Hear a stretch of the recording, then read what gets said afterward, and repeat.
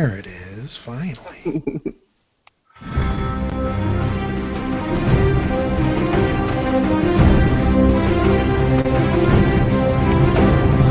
SpecticMedia.com presents Beyond the Wall, a Game of Thrones podcast. With hosts Christiana Ellis, Chooch Schubert, Vivid Muse, and Nuchtchas. Hello everybody! Welcome to Season 5, Episode 5 of Beyond the Wall. Tonight we're discussing Episode 5 of Game of Thrones, titled Kill the Boy, which was so ominous. With no spoilers past the currently aired episodes, as always. I'm Chooch, joined by Christiana. Hello, your picture is still our art. And I locked the camera on just me so it wouldn't move. It's been a great night. It has. Oh, there you are. There he is. There he is. Hello, everyone. Hi, Nutty. Hi. And hello to Viv. I missed you girls like major big time. I mean, I missed, doing the episode and everything, but you know how we were saying it's been a rough day? I've got Percocet and Flexerol on board, so it could get even more interesting. Well, you're going to have to give us your rating and a quick recap of last week's episode. I will as soon as I'm able to rewatch it, because I only did the initial watch. My migraines were so bad that I couldn't do a rewatch for notes, so I have to totally rewatch it before I can even really remember it well. Okay. So, how about next week? Next week, sure. Okay. That's fair. We've got a little bit of Beyond the Wall news. The Balticon schedule came out, and we're on it. With a Beyond the Wall live show, we'll be doing a panel, and hope you'll be there. Scheduled for Sunday night? Mm-hmm. Sunday at 7. And of course, schedules can always change, but... Well, does anybody know when they're supposed to be actually filling out the names on all the other panels? No. Or is that's just in progress? Of course, I don't know. I know that this is the only panel. Chooch and I are only doing the Beyond the Wall panel, and then also, of course, all 4 of us are hosting the new media party this year in honor of PGA. So that's the only 2 things that Chooch and I are doing. The rest of the time we get to just stalk you 2 girls and all the other lovelies that we'll get to see. Well, I know that at the very least I will also be on the Disaster Piece Theatre After Dark. I did see that, and once again, I will be there. That is such a fun panel. But that's the only other one that I know so far.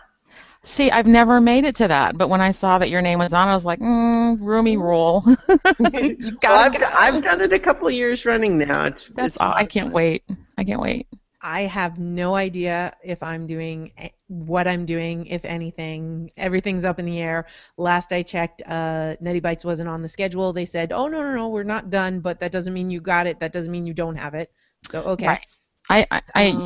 There's still it's still in its mode of creation, exactly.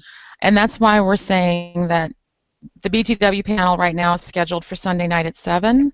We had to schedule it that way because of a long thing, but since we aren't doing that, we're actually going to be there the whole weekend, and so we can actually move it to another night and get a later hour since the show is explicit, because the show we review is explicit.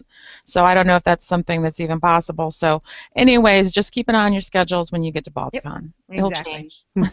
And we'll One thing I learned last year is always expect things to change, because I left the house going, oh, I'm not on any art panels. Left art supplies at home. Showed up, you're on an art panel where you're drawing. Okay. So I won't be making that mistake again. I'm hoping that I'm going to be on the Podcasters Against Humanity panel also, which is fun. I have always said I don't want to be recorded on doing that game, but I kind of feel like fuck it this year. Maybe this would be the year that Chooch and I would record a game somewhere. What do you think, Chooch? Totally unrelated to Beyond the Wall to Game of Thrones, right. though. Yeah, get us on course. I think it'd be a blast. I think the kids could handle it. They never watch anything we do. They are perfectly happy to ignore this part of our lives. Yeah, see, that's the thing. It's like they don't want to hear that stuff either. I don't think. Right. Yeah. Our oldest son kind of delights in it sometimes, but sometimes he's, just like, enough, too much gone by. There was one little piece of HBO news we've been mentioning, the whole leaked episodes and all that going on, and it came out. Haven't seen that they've actually gone any further than sending those letters out or having the cable company send letters out, but they have announced that they are stopping their DVD previews. Oh, see? No more DVD previews. Now they've ruined it. They've ruined it for all of those reviewers that want to have their reviews written early. We need to put up our Sansa picture again. You're spoiling it. You're spoiling everything. Spoiling everything. There is an option though. So for the trusted people that are supposed to do it, they're going to have a encrypted streaming only option with their software on both ends that'll hopefully, I guess they think hopefully can't be tapped into. So it'll be interesting to see if some handy cam footage comes out. It's just such a shame that like somebody that had the credentials to get a screener copy went and did this. Mm-hmm. It ruins it for everybody else, and it's going to make startups and other small press not get the same kind of access that bigger press would. Christiana, can you put that picture back up so we can? I was trying to, but the screen share wasn't working like I expected, so I'll do it like this. So, all right. There we go. So yes, you're spoiling it. You're spoiling everything. I just love her. We have to say that we miss the whiny Sansa now, don't we? It's been so long. She's been through so much. Don't we kind of wish it was back when she was just whining instead of like surviving all this crap? No, I don't know. I'm glad she's toughened up. Not that I'm happy she's had to go through what she has. Yeah. But I think she's done well to learn and grow from her experiences. Mm-hmm. Agreed. Should we jump into the episode then? Let's do that. Yeah. Jump. No. So Christiana, should we do a? Oh, I'm sorry, Chooch. May I ask, Christiana, should we do a speed version to make sure we end at 11? Well, certainly. I mean, we can do what we can do. I mean, I think it'll be fine. But I appreciate your consideration because I'm going to be sleepy. I know. I know. Luna deserves you bright and perky in the morning. Yeah, she's not supposed to be walking you. Kaylee drags me sometimes.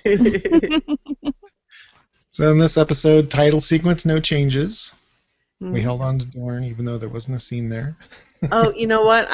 I don't think I can find the link handy right now, but I did find somewhere where they talked about a little bit about the logic of how they decide what goes in the credit sequence and what doesn't. Because we've asked that question.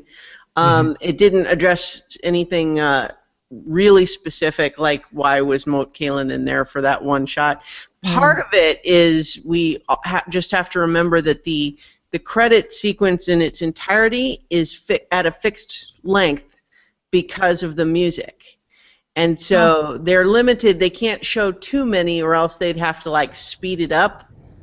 And they have to, there's an effective budget involved in going from one place to another and doing the animation. So they don't want to change it too much unnecessarily.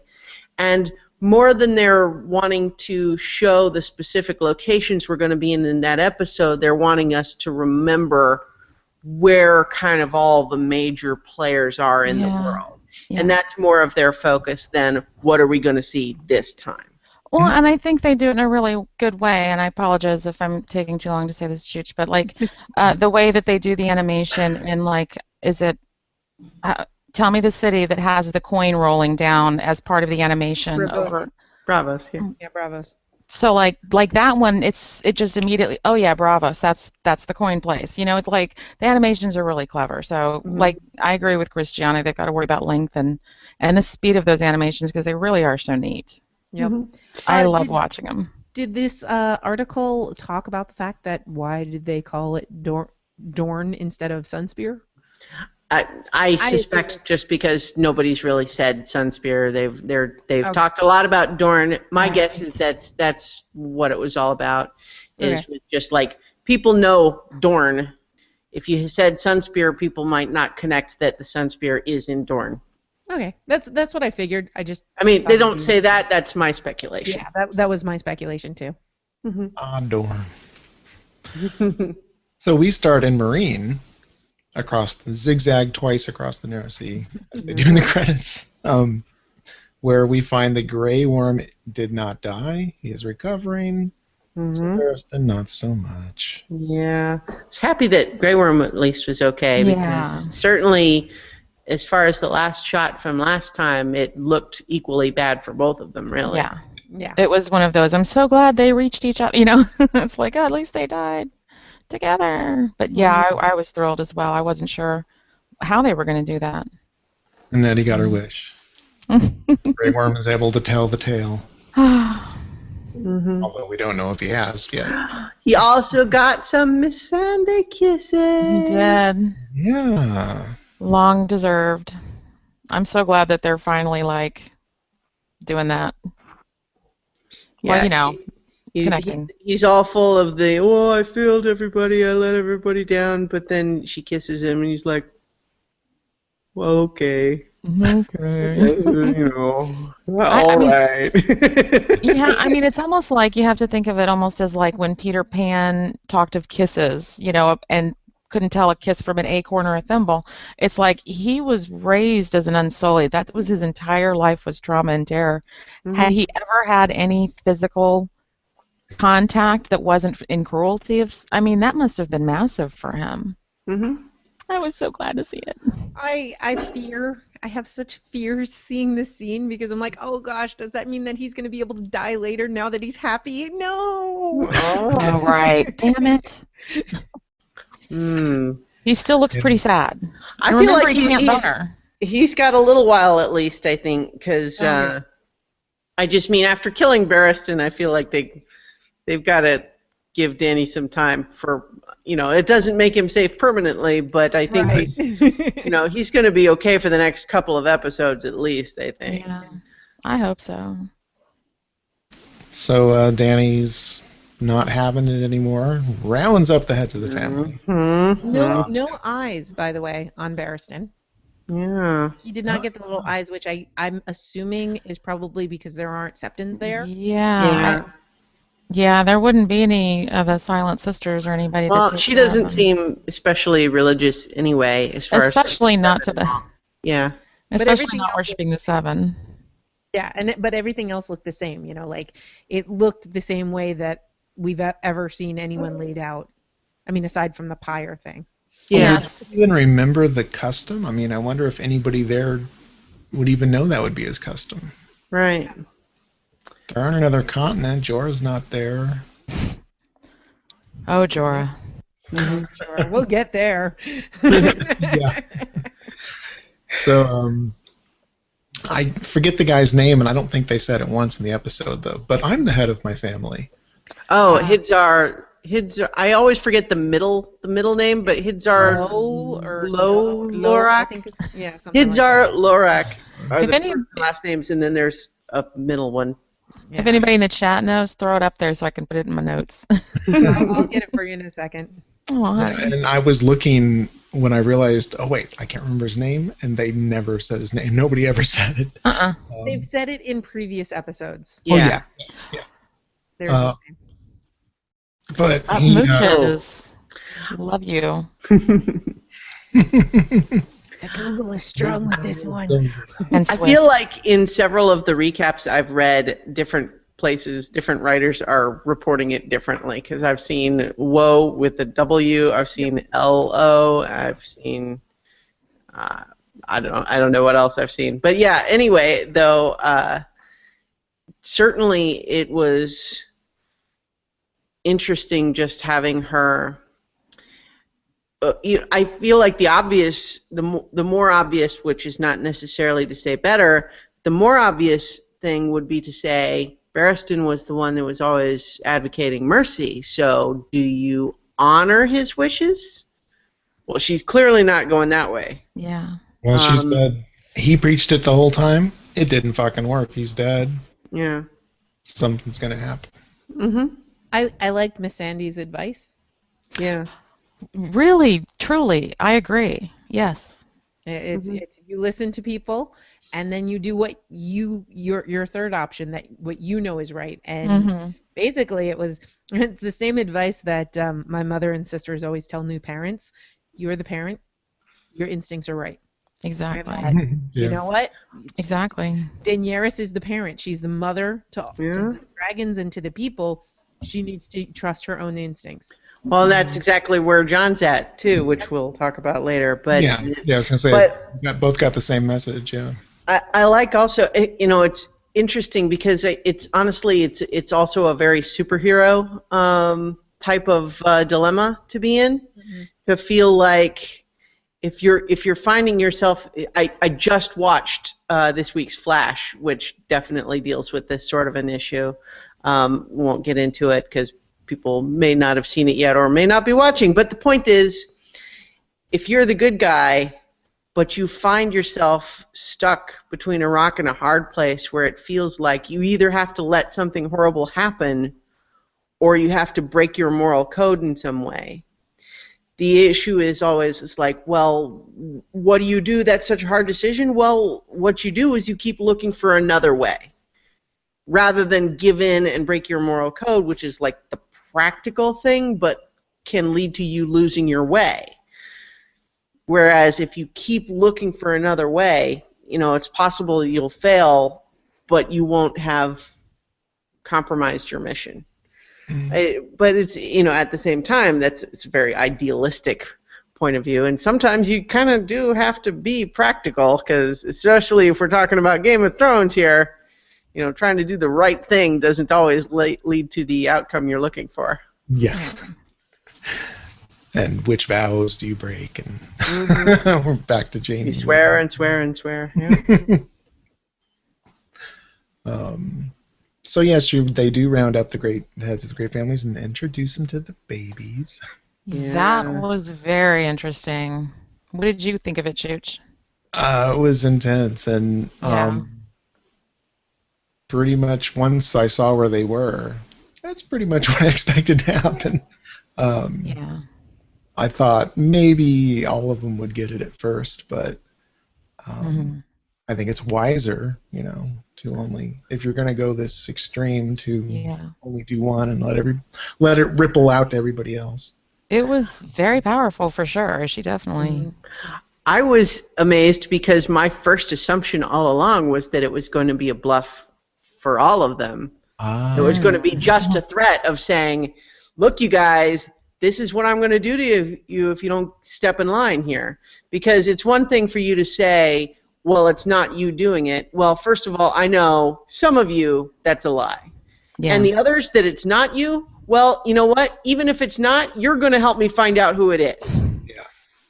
Because otherwise, I'm going to kill all of you. And I thought that was like the message. But then when she actually just went ahead and shoved one guy in, but then said like, well, maybe not another one today. I don't want to overfeed them. I was just like, whoa, she is already... Like, she had to make I think it made perfect sense, though, in hindsight, because she has to show them that she means it. This is not an idle threat. Because the dragons have been something that is very scary to them in theory, but nobody ever sees them anymore because they're locked up. And so everyone can start to say, well, I guess she has dragons, but who cares? They don't do anything. Well, it's kind of like Mal on Firefly kicking the guy into the engine. Yeah. Was like, yeah. Oh, that's such a great iconic moment. It's like, just, you let me live, I'm going to hunt you down to the end of my days. All right, kick. And then next guy, how about you? No, I'm good. I'm good. This whole scene earns the episode extra bonus points for me. I loved it through and through, and it's a big departure from the books, but in a way that I really like. I like that, they deal with basically chapters of Daenerys's growth in like a single scene, which is efficient Yes. and good in my opinion. In the books, like there's all this other stuff where she takes one of the children of everybody's house of the great houses, and she uses them as hostages, much like they did in Westeros, and they all work for her and they end up loving her and all this other stuff. But this is much more effective, and she's taking control, and she's like, nope, I'm gonna do this. And she was cold-hearted and like, I don't want them to eat too much, and she observed everyone. Agreed. And I thought that was very interesting, and it was more than just sending a message. It was a test for all of these people. Well, right, and go ahead. I was just gonna. I guess I kind of said this already, but just this element of her making it clear to them, you guys have been hiding behind the fact that we're not sure which one of you it is or which ones of you it is, and this idea that we wouldn't act unless we know who it is. But we're going to make the case here that it's like, if it's not you, you're still going to help me find out who it is. Yeah. Like, there is not an option here where you don't do what I say. You're either with me or you're against me. Well, and it was, if I can say, I thought it was really very obviously powerfully done, and I thought that it was really to her credit the way that she did it, because you know, she was actually had her hand on, I wrote it down. What's his name? Hizdahr's. She had her hand on his shoulder, and she was like I thought she was kind of like assessing him. And she saw that he was not cracking, he was not begging, he was not pleading. It was just, and I think she respected that. And I think that influenced her later choice, because, you know, it's, thank God they skipped all that stuff that Nutty mentioned, first of all, because enough whining in the desert. We've seen it. We know it. Exactly. You know, it's too much. It's too much for TV. Yeah. But all we know of her is that she's known from a very young age that her family was butchered. Her brother, evil as fuck, that Viserys was, and treated her with such cruelty, and then sold her off to Drogo, who ended up being a tremendous love, but who victimized her and raped her and did all of these horrible things to her at the age of, what was she, 13, 14? And in the show she's at least 16, so right. But agreed, that's fair, and her boobs were certainly 16-year-old big. But I think she's more 18, but I think that's made her, like, it's more of a natural step for her. Yeah, I could just threaten all of you guys, but let me just push this guy and you guys will know I'm serious. And that's the kind of shit that you learn from being a Khaleesi, not from being a little princess hidden away in a castle somewhere. It really sprang her forward on her maturity for war and stuff. And I especially liked when she said, gather the leaders of the masters, or all of the peoples from the houses. And Hizdahr's like, wait, but that's me. I've been loyal to you. She's like, and then just goes back to the, have you? Either with me or against Let's me. find out. We're about to see. Well, because the other thing is, too, the outcome she wants is not all of them dead. The outcome she wants is them playing ball with her. Right. Exactly. Right. And so she doesn't want to kill all of them. She wants them to realize that they need to do what she says and cooperate. And then she wants to cooperate with them. So the idea of you kill some of them to say, look, this is not an idle threat, and all of you need to get in line, or else all of you die. It does not matter if you're doing this personally or not. Right. Yeah. You're enabling it in some way. Yeah, well, what I also liked, too, though, is there was the other suggestion that she got, which was to, you know, I think it was Dario's suggestion to clear out, like, street by street and try to kill all the people who have these masks and everything. But, again, it's like what she's recognizing is, like, those people are just the poor people who are getting paid. Exactly. It's to do survival. this. Yeah. That's not the cause of the problem. You know, you need to go after who's giving them these weapons and these masks, because that's where the real threat is coming from. Because you're like, maybe you kill everybody who has a mask today, and then the people just buy new masks for the next batch. Yep. Or change what the masks look like, you know, and use veils instead. I mean, well, and in the books, at least, the way that it felt is it wasn't. The masters aren't going to do this themselves. They're hiring people to do this. Like, Right. powerful people don't put themselves in risk. So that taking care of the envoys of the people who are the problem isn't going to solve your problem. They're just going to hire more people. Mm-hmm. You need to nip it in the bud and go to the source. She did. Yeah. You know what else I almost couldn't, I just couldn't help thinking, I know the episode was called Kill the Boy, and so as she pushed the dude forward and he caught on fire and then he became like lunch, I was like, she totally killed that boy, and in a way she kind of matured the dragons, because it was like, from as far as we know, their first kill of a human for those two, and they knew it. They were, partially crazed, but they knew instinctively. She pushes them, they eat them, and she got to see them in a way that she'd never seen them before. So she got to, even instead of it being like how to train your dragon, it's like how to get your dragon to forgive you. Throw at a master, or something. And it really struck me, as far as it wasn't just about the threat that is, that was more than a threat. It was more than about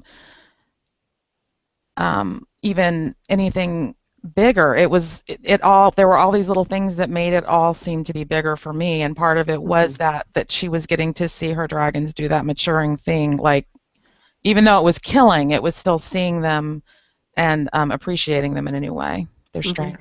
And they shared very well, by the way. You'll notice that there was no snapping at each other. It's like, all right, I got this side, you got that side.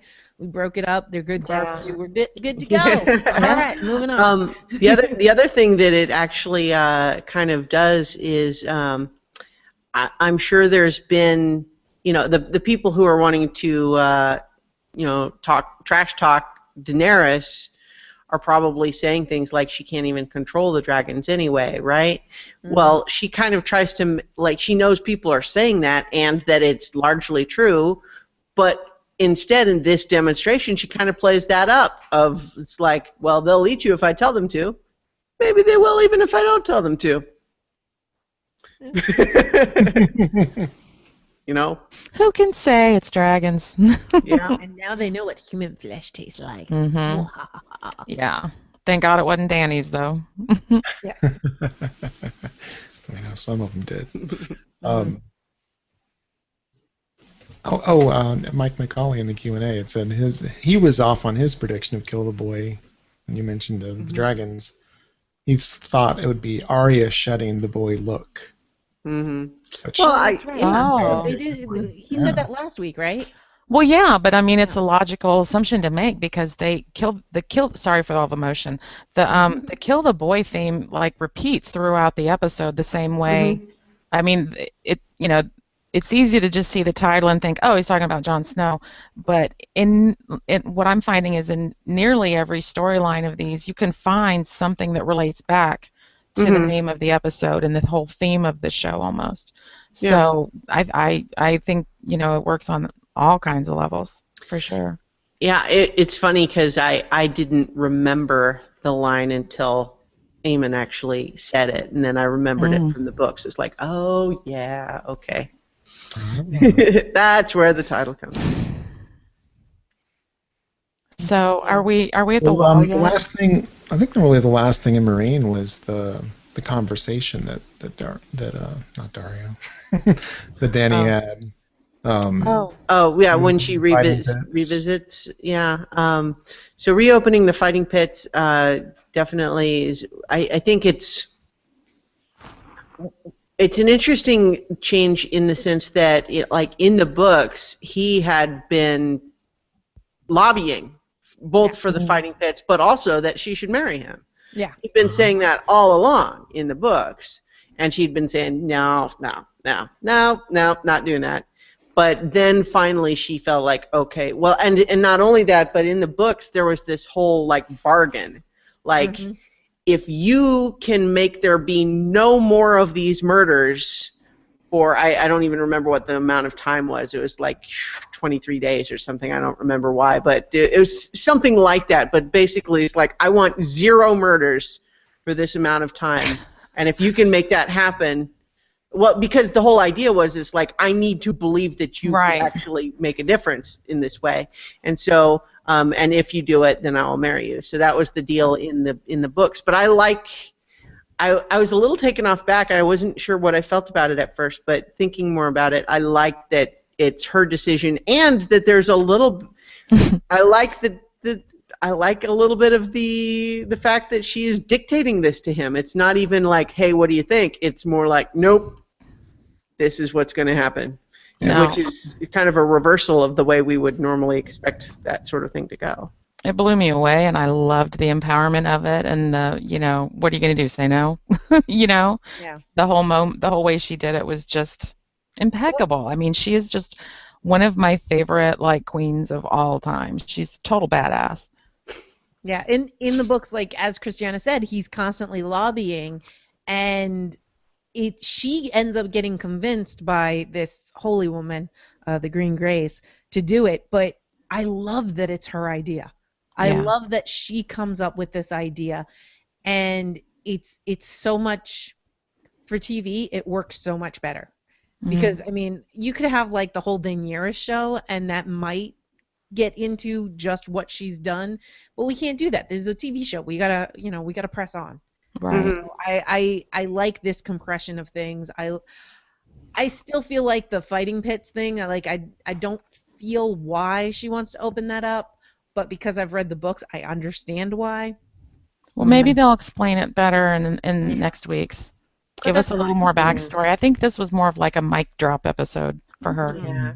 Well, I just took it as, okay, it's as long as it's consenting adults, not slaves, you can have your sport, You have wrestlers. Right, because it is tradition, and this is her not fig leaf. olive branch. Olive branch. Yeah. You You've dirty done boy. that before. Are you thinking of her fig leaf? Oh, it's a plant thing. It's all the same. Yeah, so, and then Now I obviously, want that on a shirt, baby. and then obviously the marriage, hey, this will tie the families. So my non-book reader prediction is that this gets her on the road because she'll marry him, he's in charge, he's here in my stead, and then she'll go on her way and conquer forth. I don't know how quickly that'll happen. Yeah. I'd liked it to happen very quickly. Well, I gotta tell you, I think that, and again, I have lost my tablet. I'm only 5 pages in on the book 4 reread. I suck. But it seems like to me that it was such a trudge of sadness. I told Chooch I was so dreading reading Feast for Crows again because that's what it is. It's just death, death, death, death, death. And I'm so happy that they're kind of speeding through and delaying, at least we think, some of the things that I was most I don't know if I'm gonna make it the whole season if it's gonna be that dark, Mm-hmm. I think I don't have any idea where they are on the timeline of the books, but it seems like, I know you guys were saying before that they're well into 5 on some stuff. Yeah. Well, yeah. certainly beyond, right? Danny's whole storyline is in 5. Yeah. Danny's is in 5, and was the Children of the Forest scene that we had with Bran? That's 5. Yep. That's 5. Okay. Wow. And, Right on. all of the stuff with Tyrion tonight, that's danced as well. Oh my God. Let's get to that. What's next on the list? Well, before we move away from Danny, just very quickly, the line that she has when she says she's going to marry one of the masters, and she's like, well, I already have one groveling at my feet. I love that. I don't have the line exact, but when she did I was just like, go, girl. There's one suitor already on his knees. That was it. Yes, thank you. That was Total such badass. a great line. That is definitely up there for line of the episode. Yeah. So let's move on. That and Fig Leaf. Castle Black. We got Sam reading Meister Aemon the headlines, which was a big relief to me because we hadn't seen him. He's been sick, and I thought we were next time we're gonna see him was gonna be on a bed. I was afraid of that too. Right. So say we all. I was also just glad to have Eamon weigh in because I mean everybody's known the rumors of what's going on with Daenerys at least in rumor form for a while, And it just seems like, well, we would kind of like to hear Yeah. Aemon's opinion on that. And so finally getting that was nice. And then there's also that tragedy of he's got to be feeling like, he gave John all the advice that he did about, when John was losing his family left and right, and just saying, it's like, hey, I went through this too, I get it, but just like he's kind of just reliving it again. It's like, she's my last family left in the world, and like she's having all this trouble, and there's nobody to help her, and he said something that really struck me. It was like, a Targaryen alone in the world is a terrible thing, and that just made me want to cry for him because he's kind of alone up there at the wall. He's not alone, but he doesn't have another Targaryen. Well, right, like he had kind of come to terms with it for himself. Yeah. Well, but now he's feeling it again through her. Yeah, stirred up again. I can totally see that. And I can't remember offhand, and I'm sorry if you already said it, but what's the relation, like the uncle, great grandfather, like kind of family relation between her and Aemon? Aemon is the Mad King's brother. Oh, okay. Older brother. No. Is he the older brother, or is he the Mad King's uncle? Shoot. Actually, it might be uncle. You might be right, because I think it is uncle now that I think about it. I mean, they said he was next in line for the throne, or would have been. Yeah. Well, so certainly the whole idea is like he would have been king if he hadn't said no. Great uncle. Great uncle. Great uncle says the Game of Thrones wiki. Although the time is gets a little weird in terms of like we just have to like, okay, well, so how long was Mad King Aerys on the throne?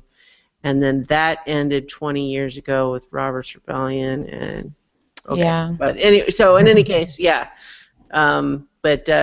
it's just also worth remembering that like could have been king, chose not to be. Yeah. Sadly, because I think he would have rocked it. He is the brother to Egg, who became Aegon. Who's the Mad King's father, from the Dunk and Egg novels, and that whole line of succession was just like bizarre because there were so many people in line before Aegon to be king, and Maester Aemon is one of the reasons why. One of the like 7 that made it possible for Aegon to become king. So it's really kind of neat. Yeah, the other thing too, what you were just saying, Viv, of like, what if he had been king? I think actually now, like, since Nutty refreshed my memory, I think technically it was not Mad King Aerys that got to be king instead. It was Aegon, Aerys' father. So it wasn't like that choice. Yeah. But at the same time, the question though is like, well, would Aemon have been a great king if he had said yes? And if that was like, maybe he would have. He certainly seems like a great guy and wise and all of that. But it's also kind of like the pressure of being king. Like, what would that have done to him? You know what I mean? Like, he's a great guy when he's a Maester up at Castle Black. Yeah. Would he have been able to stay a great guy and be king at the same time? Well, and that's the thing. Like, being a Maester was his calling. Joining the Night's Watch was his calling. So he definitely went towards what he was supposed to. But if we remember Barristan talking about the Mad King, he wasn't always mad. He didn't start out that way. That's another thing that. There is something to be said for term limits, and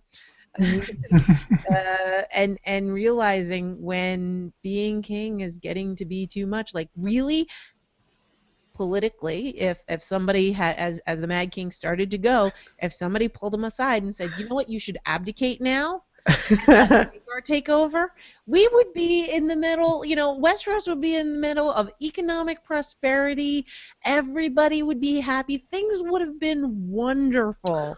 Well, it's interesting though, because it's always that road not traveled, right? Because Rhaegar, the whole Robert's Rebellion thing, happened only partly because of Eris. A lot of it was Rhaegar and Lyanna. Oh yeah, but that would have been a whole different story because number one, he would have been king. So would he have been in that tourney in the first place as king? Probably not. Would they have had what happened? Maybe, but again, he would have been king, so it would have been a little bit different. You know, it would have been very interesting, that's for sure. Yeah. When you were talking about the abdication, though, it just made me think of all those submarine movies where you have the Exo storming up to the captain and says, "Sir, I'm relieving you of your command." Exactly. Yes. As Grand Maester, I'm going to relieve you of your command. You are unfit for duty, sire. Yeah, in this world, I think that only really happens with swords.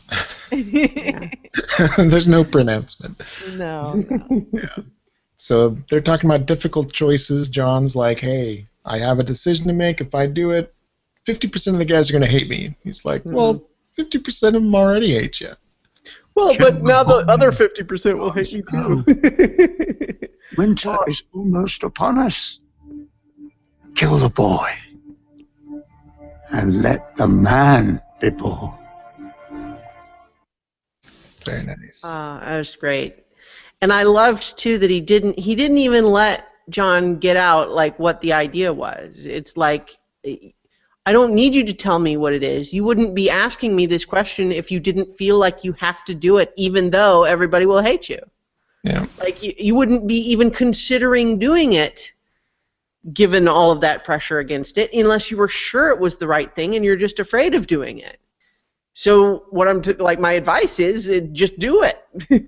I thought that was great.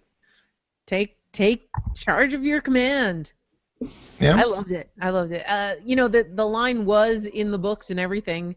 It was a little bit different, but I enjoy it, and I like how it's kind of, you know, mirroring what's going on with Daenerys. You know, they're both learning. Yeah. You know what? This is my job. I've got to do this. I can't rely on other people. Yes, having advisors is helpful, but they're advisors. I'm the boss. I'm the one who has to make the decision. I'm the one who has to live with the consequences. Yeah, it is very similar. Yourself, and when there's people are going to hate you in life. Period. Yeah. There's no way around it. Nobody especially likes the boss. Especially if you insist on going around and doing the right thing. Right. It's very inconvenient. Yeah. Yes, Give the people what they want and they like you better. Make them do what has to be done, they don't like that as much. Yep. It is interesting though, until we were having this discussion, I didn't fully comprehend how similar it was for Jon and Daenerys, because first of all, they're both making these big command decisions, but with Jon now Lord Commander, like there's nobody over him to like make these calls. You know, he was always free to have his own opinion before, but it didn't really matter in the end. You know, it's like it would go one way or the other without whatever his opinion was. But like, whereas Daenerys, you know, she was always, you know, queen over there, but she had Barristan who was still there, and like since she sent Jorah away, and Barristan is gone now, and you know, she's still got Dario and Missandei, but at the same time they were kind of a lower tier advisors in some ways. I have an X-Wing toy that makes noise, and it's making noise all by itself up on my bookshelf right now. I don't know what's going on there. It's part of I don't know if you guys I don't know if you hear that. Very faintly. It's weirding me out. Hang on. So are we going to continue on with what's going on the wall?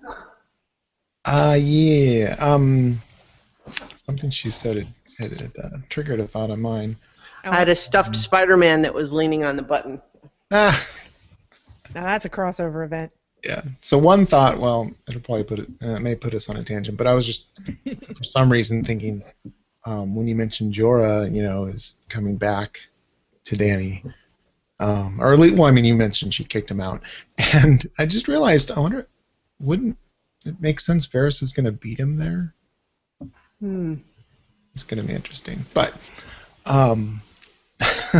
With that is interesting. Yeah.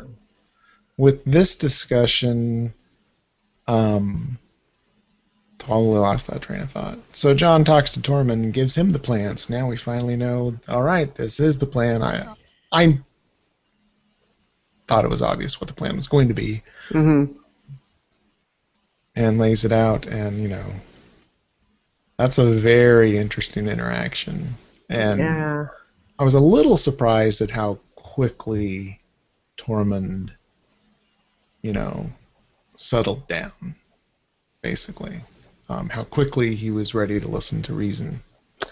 Well, I mean, I feel like his only hesitation now is that he doesn't quite believe that John's being on the level with him, because what John's essentially saying is, I'm going to give you guys everything you want as long as you don't kill us on your way through the wall. Mm-hmm. Like, I'm not going to ask you to kneel to us. I'm not going to make you stay up north of the wall. I'm going to let you come down. I'm going to, you know, ensure your safety. I'm going to try to find land for you to settle. All I ask is that you don't go around killing everybody to the best of your abilities. And so Tormund's kind of like, that seems like a surprising offer, and I wonder what the catch is. And so I think that's kind of where he's at right now, is he's like, I can't say no to that offer, but I just need to still be on my guard, because there's got to be a trick. And of course, and there is. I expect you will be fighting alongside us when the shit hits the fan and the walkers are coming. Yeah. I think the show has done a really good job at setting up the whole situation so that we're on John's side in feeling like this has to happen. This is really the only option. So we are right there with John in terms of feeling like this is really the only thing that you can do. Like, there's no other option that's not much worse, as bad as this could potentially be. Yeah. But at the same time, also understanding why everyone else might be so resistant. Exactly. And I also want to say that I really enjoy how they've streamlined this. Again, this is another thing that was, you know, lots of different chapters, and they just kind of compressed everything. I mean, there's this whole thing where Tormund's gone, and then he comes back, and that whatever. So it's kind of neat. One thing that the show seems to have the Night's Watch super compressed into Castle Black. Like, we hear about Eastwatch, but we don't really hear much. Last week we heard about how he wanted what's his face? Janos to go to the ruin, but he doesn't talk about how he wants him to rebuild it. And in the books, it's all part of John wanting to rebuild and bring Castle Black to its glory. So in this, he says, you know, oh, we're gonna take ships.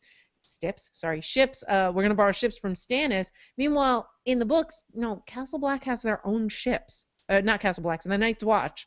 They have their own ships, and they're using their own ships, and they really are not so dependent on Stannis for this stuff. But, you know, again, the show is very different, and it's just very interesting, the different changes. It makes me kind of sad because the Night's Watch just really looks measly. It seems to make it seem more desperate. Sorry. Yeah, like, because I feel like if I didn't read the books, I'd say, well, why don't they just climb over a different place? Why did they have to attack Castle Black? Well, because, the answer always, although I'll agree that the show doesn't necessarily always do a good job at reminding us this, is, sure, the able-bodied fighters could climb the wall.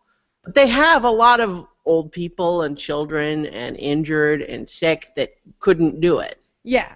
And they don't want to leave them behind. So they need the tunnel, yeah. But I feel like, you know, if you're just watching the show, you're like, well, they can build stuff that'll go over the wall. I mean, if there's only these people at Castle Black, you know, there's all this other wall there's other opportunities, but, you know, in the books they spell it out more just because it's all world building and stuff.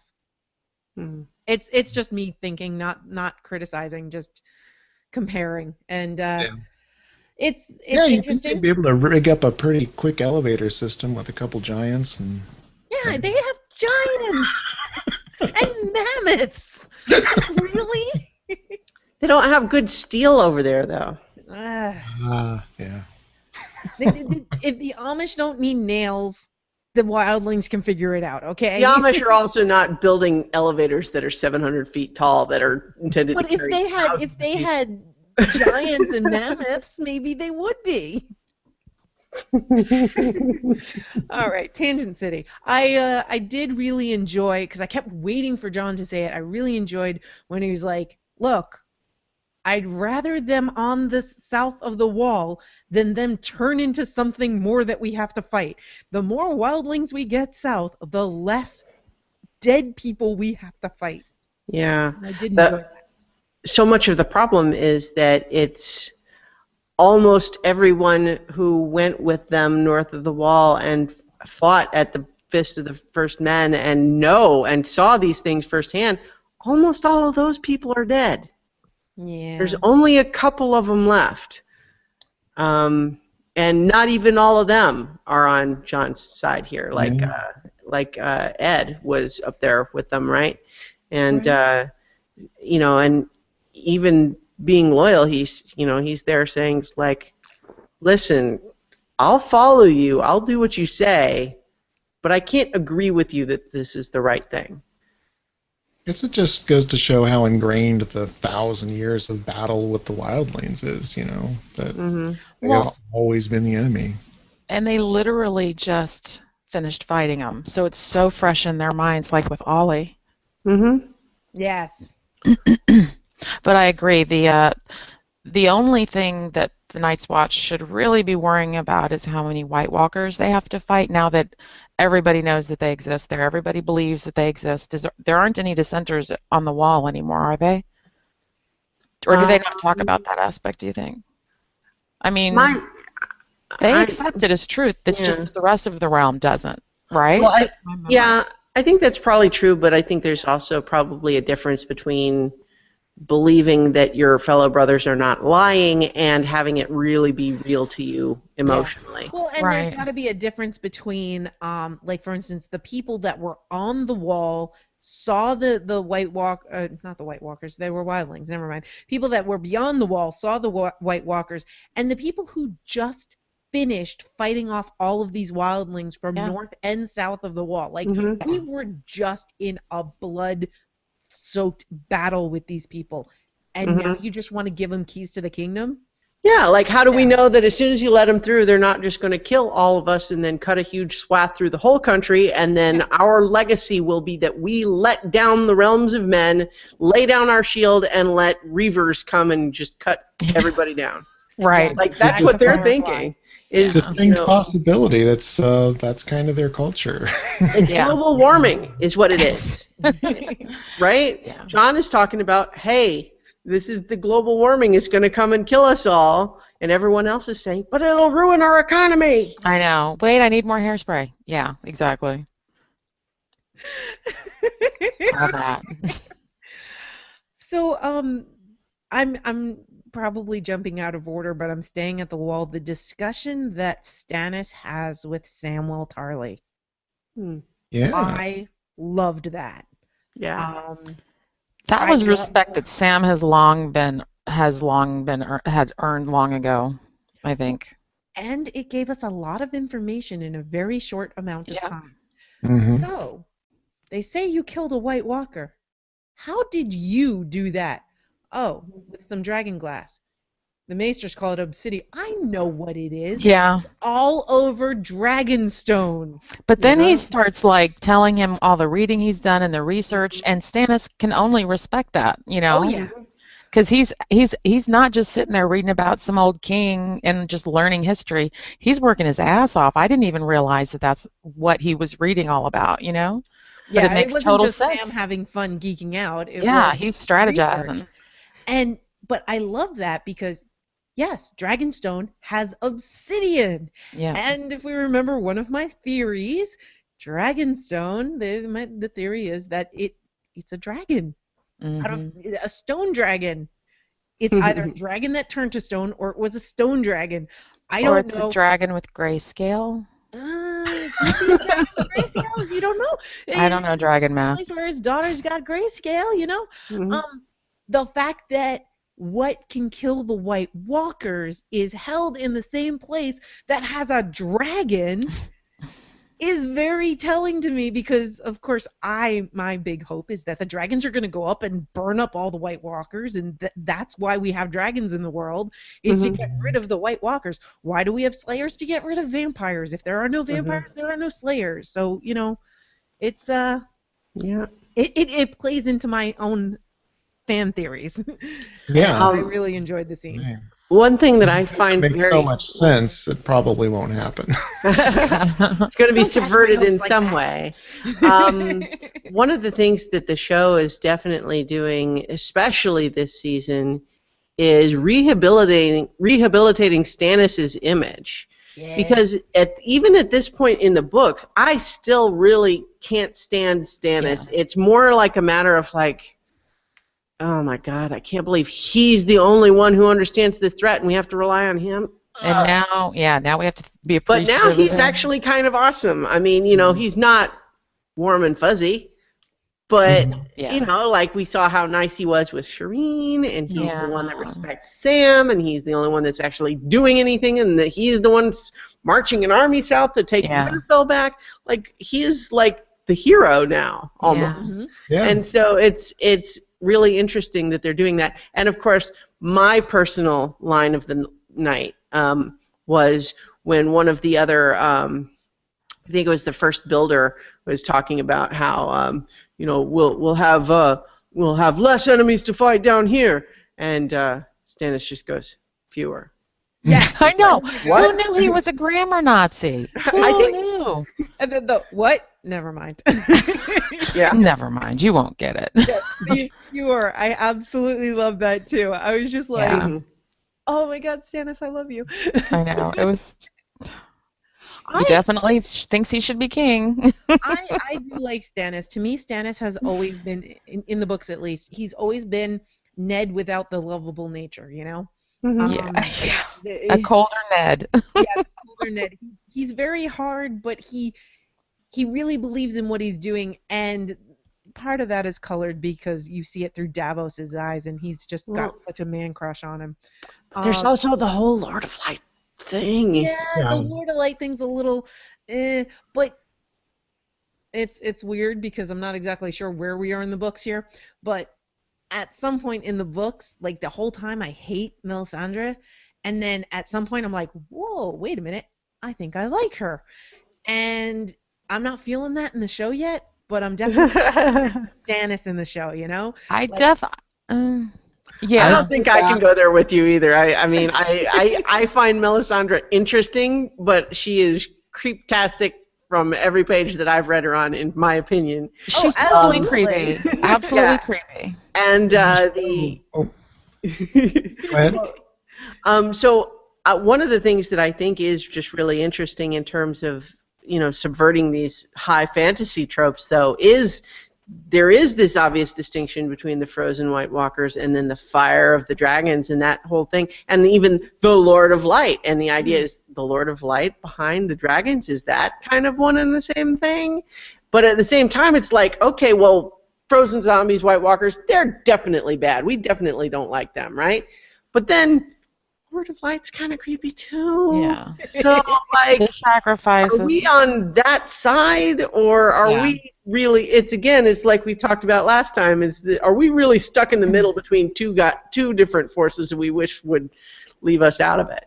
Here we go with a rock and a hard place again. All over again. It really is. Mm-hmm. What were you going to say, Chooch? With Melisandre, I had a moment. Pretty early on. Where obviously, okay, she's creepy, there's something weird, and this whole, everything about blood and shadow babies and all this seems pretty fucking evil, so I don't like her. Yeah. But when she heard about the White Walkers, when she had immediately gone to Stannis and said, we're going. Yeah. That's what I was going to say. Go. That's totally my moment to me for was her. A turn. Yeah, that was like, well, okay, she can't be all bad.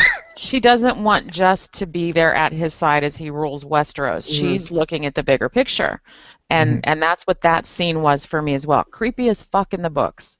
But that moment, the way they portrayed it on the show, I think really redeemed her a lot. And I wanted to, this may be derailed. Well, for me, it hasn't, she's gone back. Because you think? he said, let's go, and then they stopped the wildlings. and now she's Yeah. creeping John out and everything else. And Well, forgotten about the White well, Walker. what is she doing with John? You know how she is when she thinks that there's some royal blood somewhere. Well, right. Like her whole deal Trying to get is, yeah, yeah. shadow seems scary, but you can only cast a shadow when you have light, Right. right? And so, if we want to make the case that she is sincere in and with good intentions, despite being creepy, then we have to ask if maybe even though we don't like the idea of burning people alive for power and using royal blood and shadow assassin babies, the question then just becomes if we want to try to say Melisandre is actually, I was going to say good, but how about just not evil? Yeah.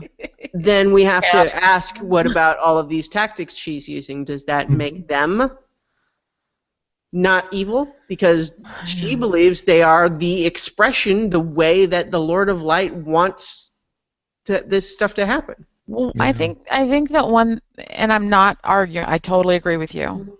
And I probably am still delaying Chooch from talking, but the thing that I keep having to remind myself about with the show is that these are not modern times that they live in. These aren't modern morals. We don't believe in burning people alive. We give them poison when we want to euthanize them or punish them, terminate their life or whatever.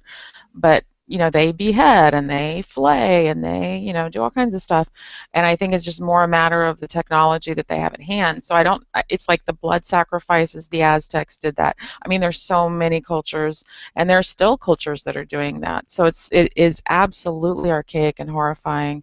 The thing for me about Melisandre is I wanted to ask you ladies if you had noticed any are you there? Yeah, we're here. Yeah. Oh my God, you guys froze on my screen for a second. I'm sorry. I wanted to notice if you had noticed what I had with Melisandre and her time at the wall, which is that every scene, and I rewatched all of them, and I don't think I may have missed one or two, but every scene at the wall with Melisandre had her looking like she was wearing black or a very, very, very dark burgundy. Her hair looked dark. The whole time I felt like that she was at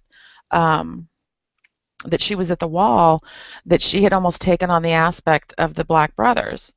And then the scene which I didn't discuss with you guys, I missed your discussion last week about their little hot moment.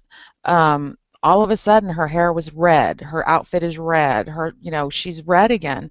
And then again, as she's departing on this episode, it's a more somber red than we saw at Dragonstone. It's not as vibrant as she wore when she met Arya. Ooh, Arya, and she talked about the different colored eyes, so she looked into John's eyes. Do we think John's eyes are one of the ones that Melisandre was talking about, or is that just too many tangents in one? Well, that's hard to say, I think. Yeah. But did you guys notice the color Well, yeah, thing? she's definitely in darker colors. I definitely noticed that. Well, I think It just seemed like they were trying to put the Lord of Light on the down low while they were there, because they knew the kind of different religions they were dealing with, and it seemed to really keep everybody from picking her out as being the Red Priestess. I think it worked. I think her little camouflage thing worked. Yeah, I remember we even discussed how she looked like she was in darker colors last season, that you almost didn't even notice her during that when they were burning of the bodies, and then all of a sudden it was on her and she's looking over at John, and that could be her seeing what you think she might have seen. I don't know.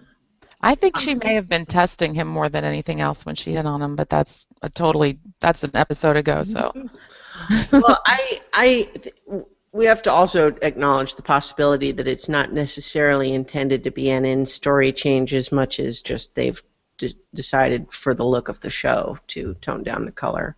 But it may also be different lighting where they're filming, because they're always filming outside instead of inside. They use kind of the blue filter on the scene up at Castle Black to make it look cold and all of that. Yeah. So it may be that some of that is just that it's kind of playing in that way. But at the same time, absolutely, you're right. She's definitely in darker colors. I don't know why, but Right. you're not wrong to have noticed. Mhm. So, Chooch, did I ever let you finish your thought? Yeah, I'm good. Let's head south a little to outside of sorry. Winterfell.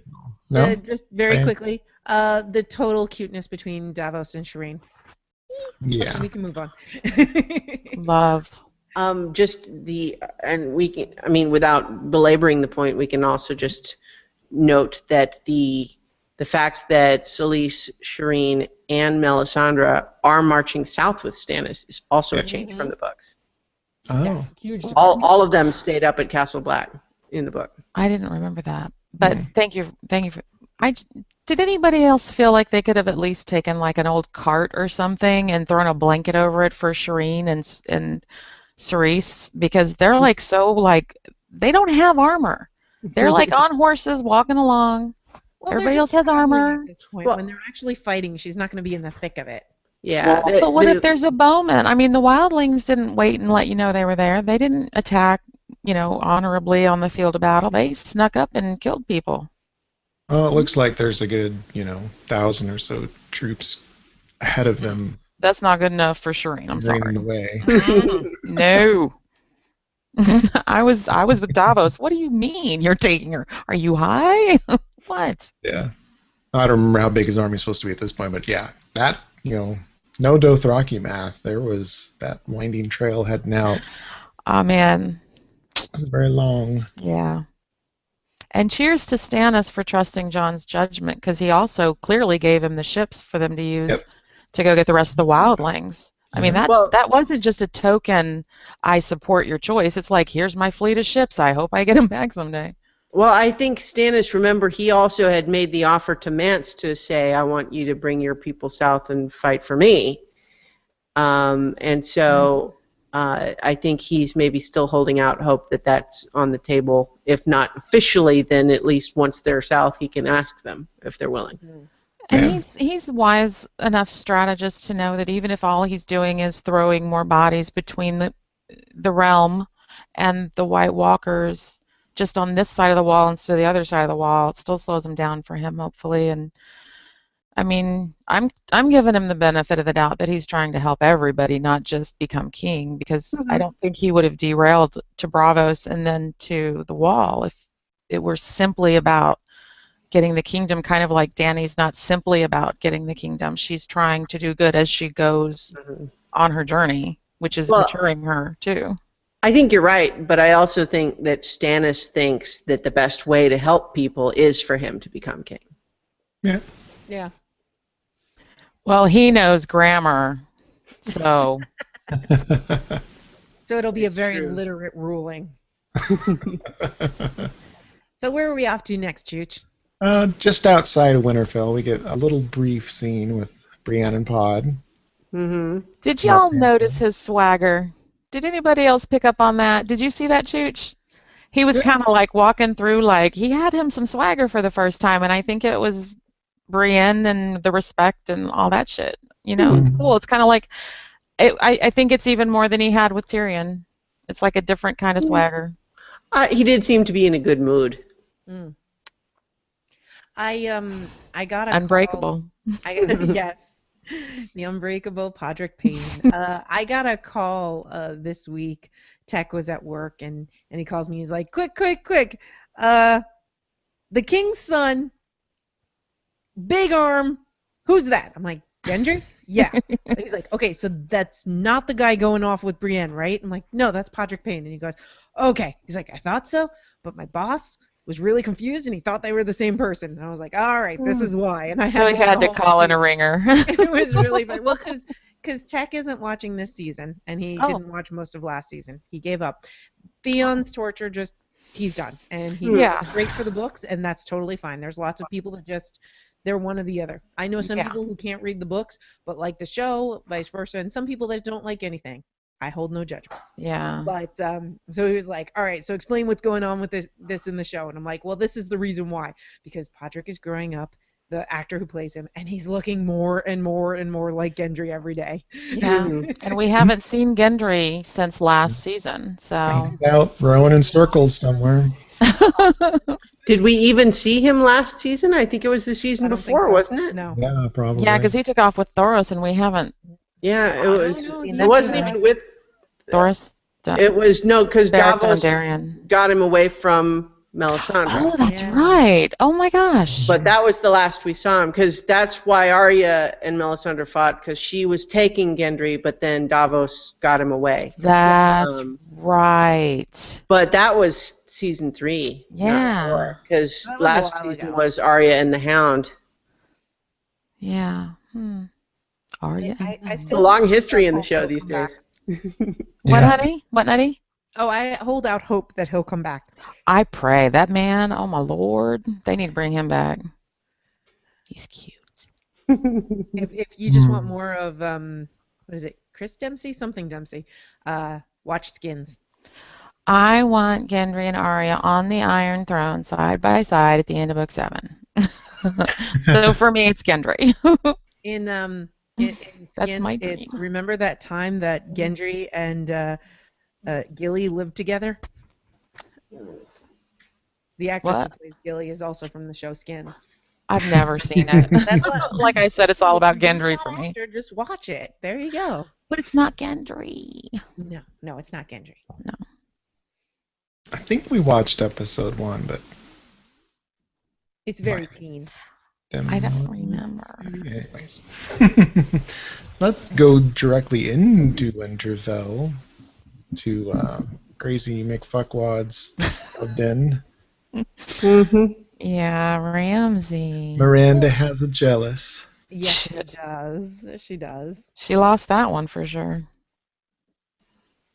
I was going to marry you when I was a bastard. I'm not a bastard anymore.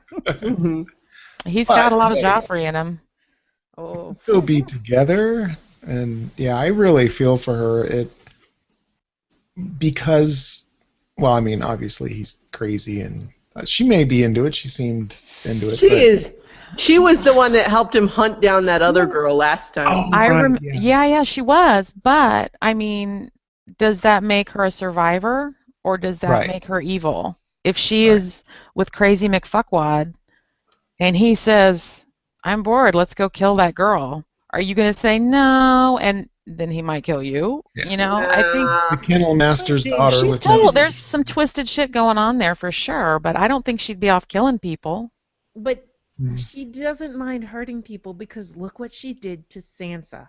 Yeah. Oh, She yeah, did yeah, that just to hurt Sansa. No, I understand that, and I'm not excusing any of her behavior. I'm saying the character as she stands today has been shaped into the person she is now that lured Sansa down there because she's been with Crazy McFuckwad too long. She Yeah. Maybe. Don't I make mean- excuses for her. She's Yeah. a grown Well, woman. All I was Okay. going to say is, I she's feel not. for her. It's not circumstances. It's not the class system. It's not her gender and having no power. She's just evil. She had all the choices. That's where I have the problem is that when people don't have choices to escape abusive situations. I feel like the show's implication has been that she's into it and she has stayed with him on purpose. Mhm. So I was saying I kind of feel for her because my hope, when I saw they're still together, and is that she gets all of Ramsay's crazy, evil, sadistic bullshit, and Sansa won't get it. For now. But then clearly Oh. she's going to get plenty of emotional Yeah. either way. Yeah. So like basically you were hoping that Miranda would be Sansa's whipping boy. Well, that's like she's the outlet for Ramsay's outlet for that. Yeah. Well, Part like of the it. idea of a whipping In that boy case, I was hope. Oh, right. instead of the prince getting hit, the whipping boy would get hit because you can't hit the prince. So instead of his wife getting hurt, Miranda would get hurt. The mistress would get Yeah. hurt. In that case, I hope she's into that sick shit. I think her role in the TV show is very interesting, and I do like this level here. It's a very interesting level. I like it. Yeah. I felt sorry for her in this scene. I did not feel sorry for her in the later scene. Yes. Yes. Initially, I just felt sorry that I thought she really needed a sandwich because your hip bones like sticking out. It was like dead. You know, I loved that comment.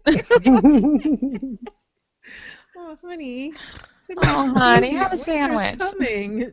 You think the crew or Right. somebody, food craft services, would run over? I don't know. I don't want to tell you guys are wrong to feel the way you did, and I understand that this scene taken in and of itself, I could see it, but I'm just remembering that scene where she, with him, hunted a girl and set dogs on her, Laughed and she made was talked. into it. She was not was into pretending it. for his benefit. I She agree. was into it. I totally I agree with totally you. agree she was into it. I'm That doesn't not mean disagreeing I with don't feel bad that. for her. I totally forgot that was her. That was totally her, and she was laughing, and she thought it was funny. She wanted to, didn't she want to do something even crueler to her? It was Like, let only the even dogs- happening because she was jealous. Well, yeah, I know, but I mean, Mhm. wasn't she going to set the dogs to eat her Yeah. rival's face off? And he said no, and shot her or something. Wasn't she going to do something even meaner at the end? I don't remember that. She's just like infinite cruelty, but Mhm. But even monsters can feel pain. or are they monsters because of their pain? I'm thinking too much. You're thinking too much. Sansa gets the lifeline from the help, which I'm presuming is directly related to Brienne saying we need to get a message. Yeah. Mhm. Yeah. Brienne convinced people that she was true, which is kind of cool. It's like the first time it actually happens and works out well for her. And I like this little whisper network going on. Yeah. I did have somebody had said they're like, in the books, this whole the North remembers. Is this something that happens after the Red Wedding? And no, it's something that Robb Stark even says beforehand when he's dealing with the whole thing about I think it's one of the Karstarks. His son had been killed, and he's like, I owe a debt because of that. He's never going to forgive that. These are Northmen. They're not like other men. The North remembers. So it is a saying among the North, but it's become like a battle cry now. Yeah, and I think that one of the reasons nobody's really really appreciated or believed Brienne's oath was true and pure and honorable and all those things that we know it to be because they weren't from the North. Yeah. The people from the North recognize that kind of honor code, and when she says, I made an oath to the lady, and we know what that means. It was almost like a nudge, nudge, wink, wink. We know what that means, and I have to live up to that.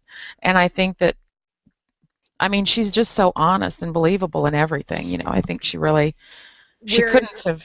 In the South, that honesty and nobility is seen as being a fool. It's a weakness, yeah. But in the North, it's valued. And I think also one of the things that we get a lot of subtle cues here, like, for instance, the guy cleaning out her chamber pot had met Ned Stark. He knew the Starks. And that is very different than other lords in the South. They wouldn't have known their small folk. And right. when Miranda's talking to Sansa and she says, who made your dress for you? And she's like, I did. My mother taught me to do this. A lot of the Southern ladies may not have sewn. I'm sure they sewed for embroidery and but stuff. They didn't actually sew their own clothes. Right. So they're more grounded. On that note, this is a detail that I didn't pick up on myself, but I read somewhere. I don't know if you guys noticed, but I think it's something we should be on the lookout for. Okay. Is that that necklace that she's got that almost looks like the little Ghostbuster sign? Yeah. It said that every time she is briefly thinking she might be in danger, she goes to grab it, like maybe there's something on the end of that cord that goes down into her bodice, like maybe a knife or something. Ooh. Interesting. Cool. Oh, that would be fun. I would love to see that. And so the fact that she made the dress, so nobody else might know that she put something like that in it. Mm-hmm. So, like I said, I didn't pick up on that myself. Someone else said that, but we should watch for it, I think. Totally. Yeah, I like that. Well, after this conversation with the lifeline, she seemed immediately relieved to me. It seemed like a weight was lifted. Like, Well, yeah. everything's not completely desperate. Yeah. There's an escape hatch. Yeah. She needed that because she turned Brienne down before she met Ramsay. And before she saw Theon. And Before she knew what Littlefinger's plan was. Yeah. And so, right. Well, I mean, they did have that moment, overlooking, and he said, it's your choice. We can turn around. So she chose it. But, now she's met Ramsay. She's met Roose. She sees what's going down in her home. And it's good to know that, okay, there is another option. I don't know what it is, but, at least there's no lack of entire hope. It's not total darkness. And I feel like it leads more towards later on when they're having dinner and she says, this isn't a strange place, this is my home. It makes her realize, yes, I am home. It may have been burned. There are strangers in here, but this is my home. And I kind of like that. So what did you guys think about Sansa seeing Theon? Right before she gets over there, she's looking at the tower. Presumably that's the tower Bran fell out of, right? Right. Is that what you guys thought as well, that was Bran's tower? Oh, yeah, it definitely is. It is, okay. Oh, wow. Okay. Gotta love it, because she's got to go to that, and then the chick is saying, to remember, it's a good thing your mom taught you to sew, so that you can remember, and they're standing right where her brother fell. Oh. And then, George. Just remember, there's something else you can remember. Yeah. And it's into the kennels, and I'm thinking... I really wasn't expecting Theon Reek to be there. Me neither. Even though I do remember remember that he stayed in the kennels. So what did you think you were going to see, baby? I thought there was going to... I for some reason thought there would be a direwolf. Me too! That... Christiana? I didn't know what it was going to be. Did you even think direwolf? No, I didn't have a theory. I was very in the moment of just saying, oh, I don't know what it's going to be. We'll have to see. So go ahead, Chooch. Well, okay. Go ahead. No, I was just going to say, as she's walking down the hall and you're hearing the growling, and I'm like, oh, it's going to be a direwolf. And I'm like, wait, but who's direwolf? Could it be? Is it going to be Nymeria? Did they and I'm trying to figure out. I'm like, no, Lady is definitely dead. We definitely saw that happen. It won't be Summer. I hope. Yeah, that means it can't be Summer. I hope it's not Shaggy Dog. I hope they didn't find Ray. And I'm just going through my head trying to figure out what direwolf, and then. So I'm so glad I'm not the only one. No, I had a whole. By the time they got to the actual cell where Theon was, I had already lived out this big fantasy where, ooh, Miranda doesn't know that the direwolves are going to be good to Sansa, and she can sick the damn direwolf on her and rip her face off, and woohoo, direwolf. Oh, it's Reek. Yeah, I'm expecting the, meanish, and then sniffing and realizing it's her and all that. Yeah. Oh, and then I realized, wait, the door's already open. It wouldn't just... If there were direwolves around in the kennels. Because she wouldn't have opened that, for sure, if there was a direwolf in it.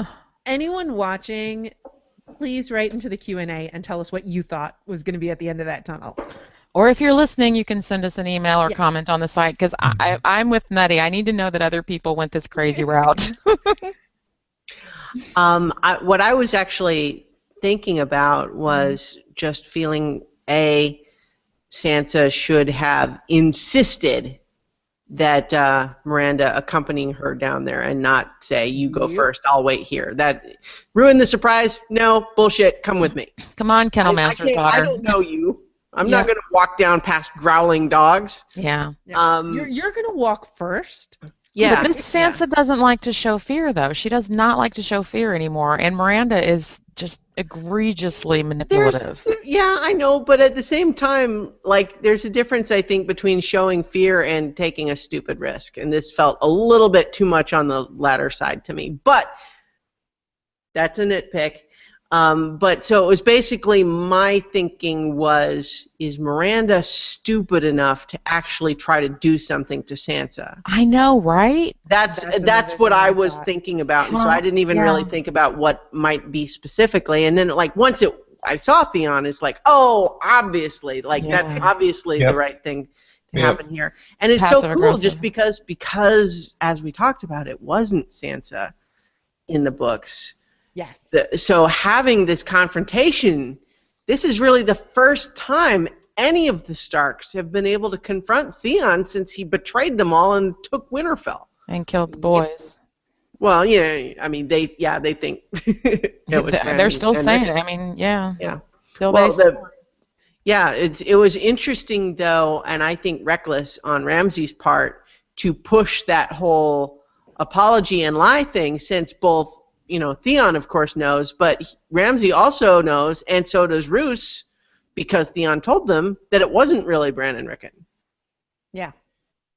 But they need her to think that. I mean, if she thinks her brothers might be alive. Right, yeah. but making a big deal about it and forcing the apology is running the risk that Theon might say something wrong that would, he might slip up and then wait, what? I think that Ramsay's just so convinced of his control that over him that it was him showing off, really. Well, I think the big problem here, though, is, and this is what's different from the books and the show, is if Bran and Rickon ever show up, Sansa knows what they look like. She can really tell if they're real or not. Yeah. Whereas in the books, what it is it's one of Sansa's friends that went with her to King's Landing. They bring her back and are saying that she's Arya. And she has to pretend to be Arya to stay alive. So if either of the boys ever come back, she'll just say no because they've got control over her. They don't actually have control over Sansa's will. So that's a little bit different. The way I thought that, as far as, I mean, I don't know about that. That's something I've got. I don't remember that part from the book. You haven't read that far. Yeah. Well, it's also. But I think that it was an interesting repeat because they showed how Ramsay scared the shit out of Theon after he knew that he'd been spotted by Sansa and hadn't told Ramsay. He was kind of keeping it on the DL. And so when Ramsay confronts him, scares the shit out of him, and then shows him a kindness. And the kindness is, I'm not going to peel anything off your body, which doesn't seem like a great kindness, but Theon knows, oh, holy shit, this just saved me something. So he's immensely grateful to Ramsay right now before he brings him in the room. So he knows he's got him cowed and at heel. And I think I was shocked at how silent Roose was. Because he was just watching it like, oh, wow, okay, let's see. But then he did, oh, tell him the wonderful news. Kapow. Yeah. You know? And he pulled him with a leash the same way that Ramsay had done with Theon, pulled him to heel right away. You may think you're cock of the walk, but come heel, boy. And he did. And then he rewarded him again. Yeah. Oh, and Roose was just so good in that. Oh my God, he scares the shit out of me. Yeah, he scares me more than Ramsay because he's so much smarter than Ramsay. Mm-hmm.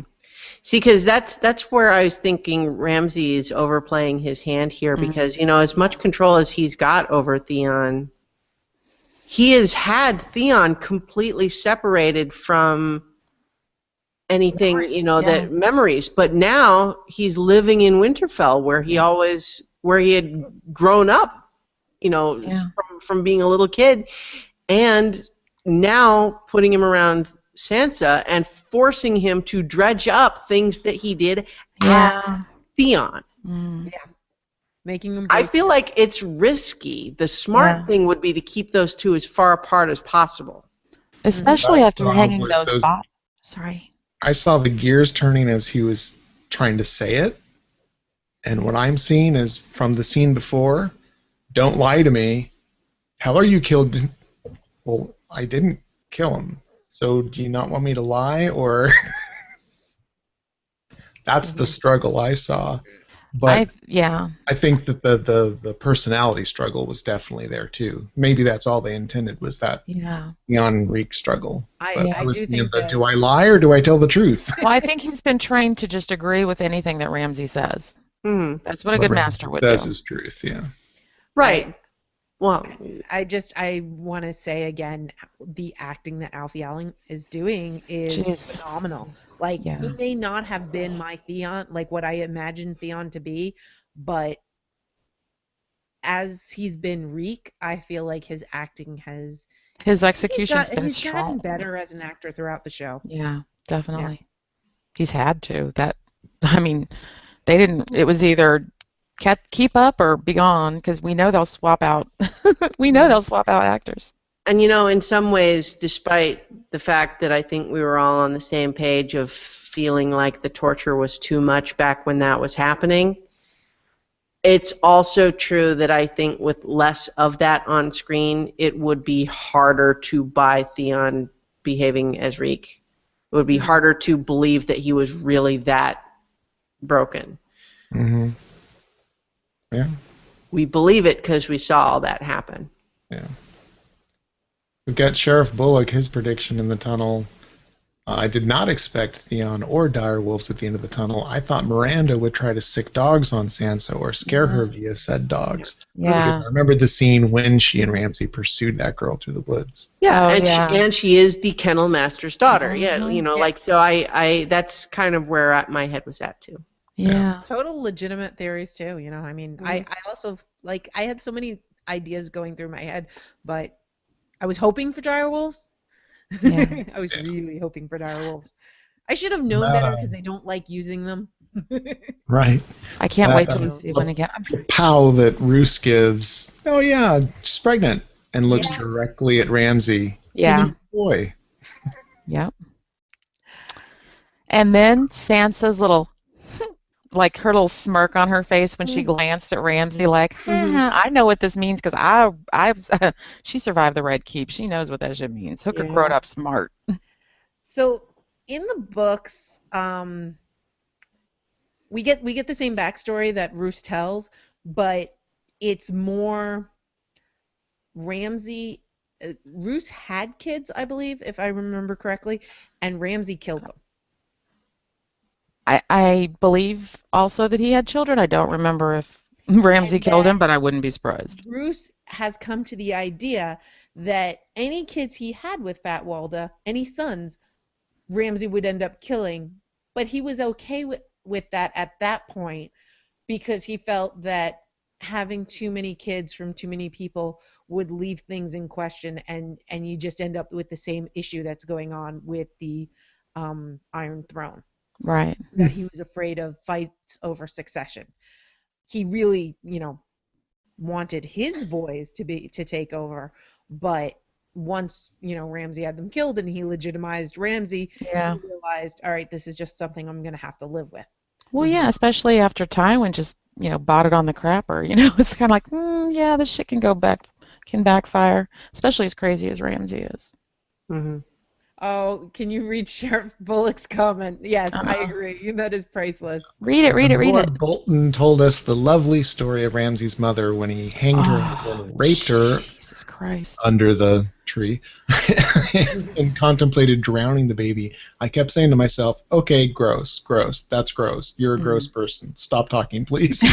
Exactly. I think it's important that we got that because we have to. It would be because Ramsay is so flamboyantly awful. Yes. That we have to remember Roose is like that too. He's just much more calculated about it. He raised him to be that way. Yeah. Yeah, and we have to remember he's the one that put a sword through Robb Stark's chest. Mm-hmm. He did that personally. Yeah. And ensured Cat's death. Yeah, and so he is just as awful, but just in a different flavor of awful. And I think that's also illustrated just by the way he lets Ramsay go through all of his theatrics at the dinner scene, and then just like, oh, okay, are you finished now? Well, guess what? Yeah. Are you scared? Tells him he's okay.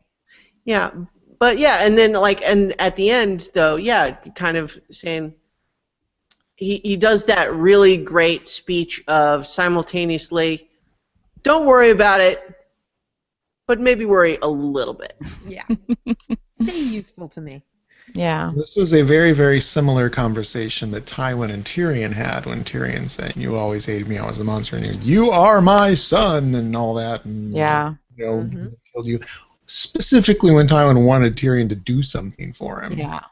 Yeah. which Mm-hmm. is the case here. Yeah. I don't trust him at all. Yeah. I mean, he's trying to. Christiana, I got to ask you this. Do you, and I'm sure you've talked about it on the show and stuff, but Chooch and I have this moment when we're watching Survivor where we'll always kind of look at each other and go, uh-oh. And it's always when someone's like, I got this, I'm running the show, I got this, I got that person. It's like as soon as you get cocky, you know that person's the next one out the door. Yeah. So it's like every time it's kind of carried into other things. And so when Miranda got cocky, I was like, oh, girl, watch that step. When Ramsay got cocky, and then like Roose is super cocky right now because he just, well, I'm just going to take it all. And so it's like, who's going to school him and pull, kind of, is it going to be Stannis? Yeah, Is it I going to be think Iron Throne? I think everybody there is overplaying their hand. Yeah. With Miranda taking the step on her own to show Theon to Sansa. Yeah. With Ramsay forcing Theon to apologize to Sansa in front of everybody. But not Roose.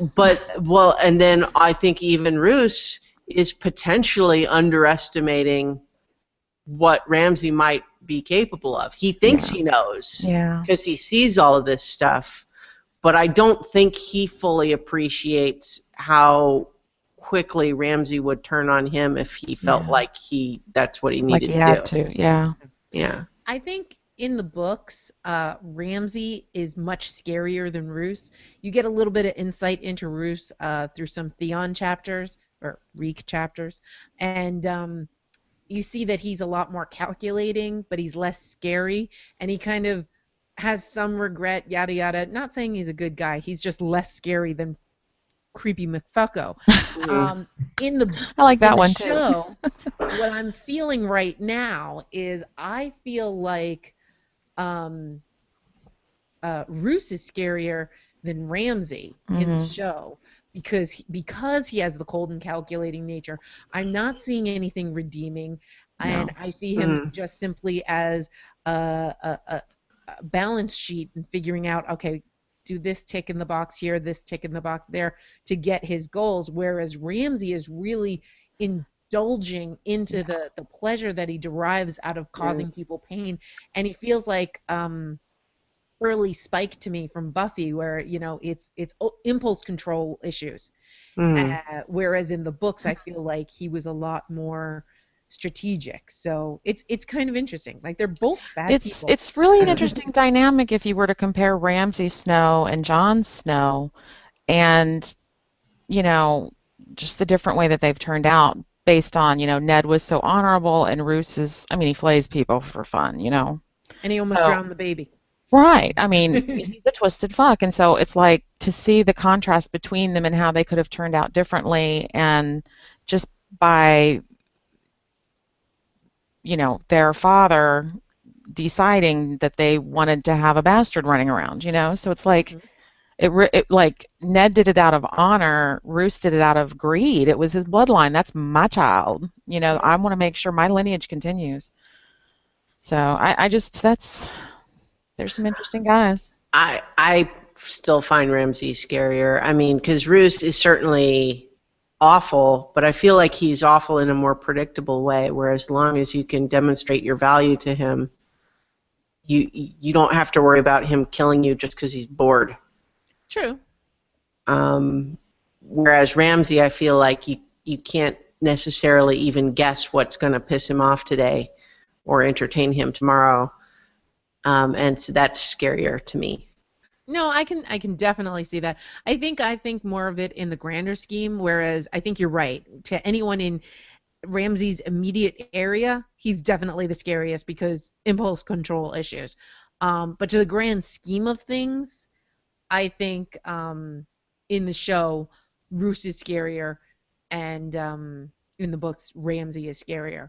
Whereas it's probably reversed for like immediate area, like I'd probably be more scared of. Well, no, I'd still be scared of Ramsay in the immediate area in the books too. So, but Well, yeah. I think overall in this episode, though, even though it's not like I hated any of these scenes, and I think several of them had a lot of interesting things in them, we spent so much time with Ramsay and Roos, and I was just feeling like I don't want to spend this much time with Ramsay and Roos. It's one thing if we have a Sansa scene and she's having to deal with Ramsay, but having a whole scene with Ramsay and Miranda, and then another whole scene with Ramsay and Roos, and in addition to all of the other scenes where Sansa is involved, I was just starting to feel like, yeah, can we move on? Yeah. Well, I predict we won't get any scenes of them next episode because they did so much in this episode. So shall we move on then?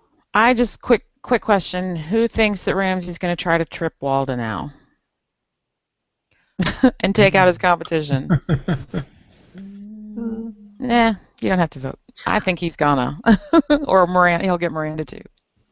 Yeah, maybe. I don't know. That's something to think about. I do want to. You did make me think of. He's so ignorant. Well, how can you tell? Like, she's fat.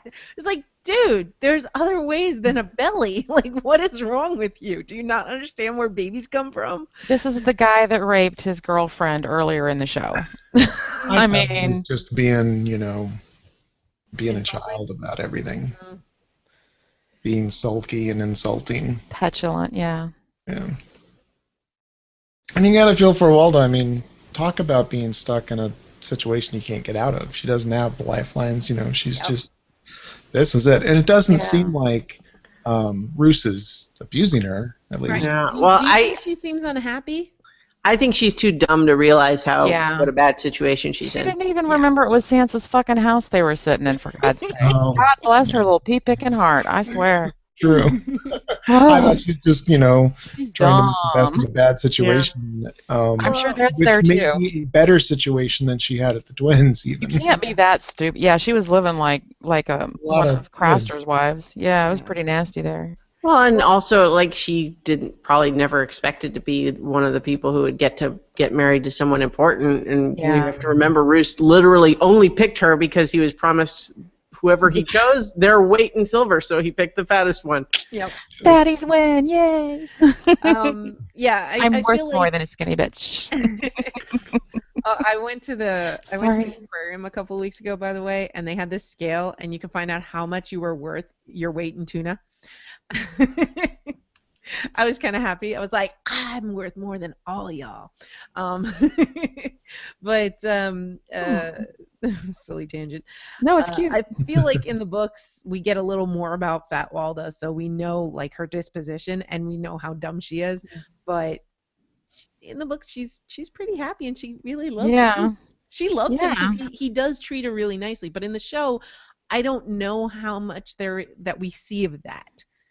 I can't separate it from the books. Some things I can. This I'm not sure. So that's why I keep asking you to. To me, like I said, to me it seemed like just making the best out of a bad situation. We have to be here. It doesn't. We can. We're a family now. Let's. I do like how she seems to light up whenever Ramsay calls her mother. Yeah. Like, ah. Yeah. My stepson loves me. He might look throw even me down the stairs. Someday. Yeah, that hasn't even entered her mind. She's just glad she's not at the Twins anymore. Yeah. Well, wouldn't you? Yeah. Especially when you don't know how crazy they are. But you really, I agree with Christiana. It's like, oh, enough of the Boltons. But then that last final, I think it was the final part of the scene with Ramsay and Roos, where you see him laying out the map and troops going here and troops going there, and you're reminded that he's actually still a player in this game. And he has plans that he's keeping to himself again, And so I thought that was like we're spending a lot of time here, but oh, hey, remember all this? And it was kind of took me back to Stannis when he had that table and moving it around and Dany doing the same. It's just like, I thought it was a good reminder that he's not just crazy. He's not just in power there. he didn't just do all of those things. He also still has more moves that he wants to make. Yep. Yeah. So, Chooch, you want to read that next comment from Sheriff Bullock? You're muted. Can't hear you, baby. Thank you. He makes a bold prediction. I think Waldo will give birth and Ramsay will hold the baby and become instantly smitten by his baby brother. He'll renounce his morbid ways and become an upstanding citizen of the North and mentor to the baby Bolton and role model to all of Westeros. And they lived happily magical ever powers. after. I like it. I love it. Pass the bottle, Sheriff Bullock. So we only have Jorah and Tyrion left, right? Yeah, I think that's the last sequence. I don't even know that there's an awful lot to say because it was so action heavy. I mean, it was awesome, but it was not. It was. Well, initially, I think I don't think it was just Tyrion trying to get wine. I think he recognizes things. He's going to be really bad off in a while. You know, Yeah. I drink. People who drink have to keep drinking. He's Well, going to be getting the shakes and visions and DTs and all that. Yeah, that is true. But I mean, I don't know if it'll play into anything, but I think he's also really good though at getting people to talk, and so he can figure out and strategize and stuff like that. So I think anytime he can get a foe to just ramble, he's thrilled. But I cannot, I just have to have my little squee fangirl moment because I've been reading about the Doom of Valyria forever, been all this, all that, the Stone Men, the Grayscale. I am so fucking loving going into that horrifying Valyria because, like, the story they gave, you know, they retold that song or poem or whatever it was, and that's more information on the Doom of Valyria that I've gotten ever. Like, and I didn't expect I'll have it pooped into a 5-minute scene, but I've been waiting for at least a decade to find out what the hell the Doom is, what happened, and they did it, I think, in a way that even I can understand it. You know what I mean? One of the other fun things is if you look at the map of Essos, it makes perfect sense why they would be going this way, because if you look at where Volantis is, where Jorah kidnapped Tyrion, and where Meereen is, where they're trying to go, there's basically two ways. You can go overland, which is the way that Varys was trying to take Tyrion, but where a kidnapper is potentially going to run into lots of people who might get in trouble. And so if you want to go away where no one will bother you, you go by sea, and you go by sea in the place where you're not going to run into any other ships because nobody else wants to go that way. Exactly. So it makes perfect sense why they would go the way they're going. Do what, Chooch? Aren't you afraid of it? And he's like, no, but the pirates are. So here we go. Standing there in his romantic book pose. And after the scene is over, we're thinking, it's like, well, maybe the pirates were right. Yeah. I was right to be afraid. Yeah. So, I mean, it was like the one thing that could steal attention from that, like, Steven Spielberg moment of seeing Drogon is Stoneman jumping in your boat. That scene, it looked like, you know, Roman aqueducts and everything. Drogon and Tyrion's just like, and that's what I was thinking, like, how many centuries has it been that they're the first people to see a dragon fly over Valyria? And then it's like, of course he went to Valyria. Why aren't they, you know, where is he? Let's check Valyria. Yeah.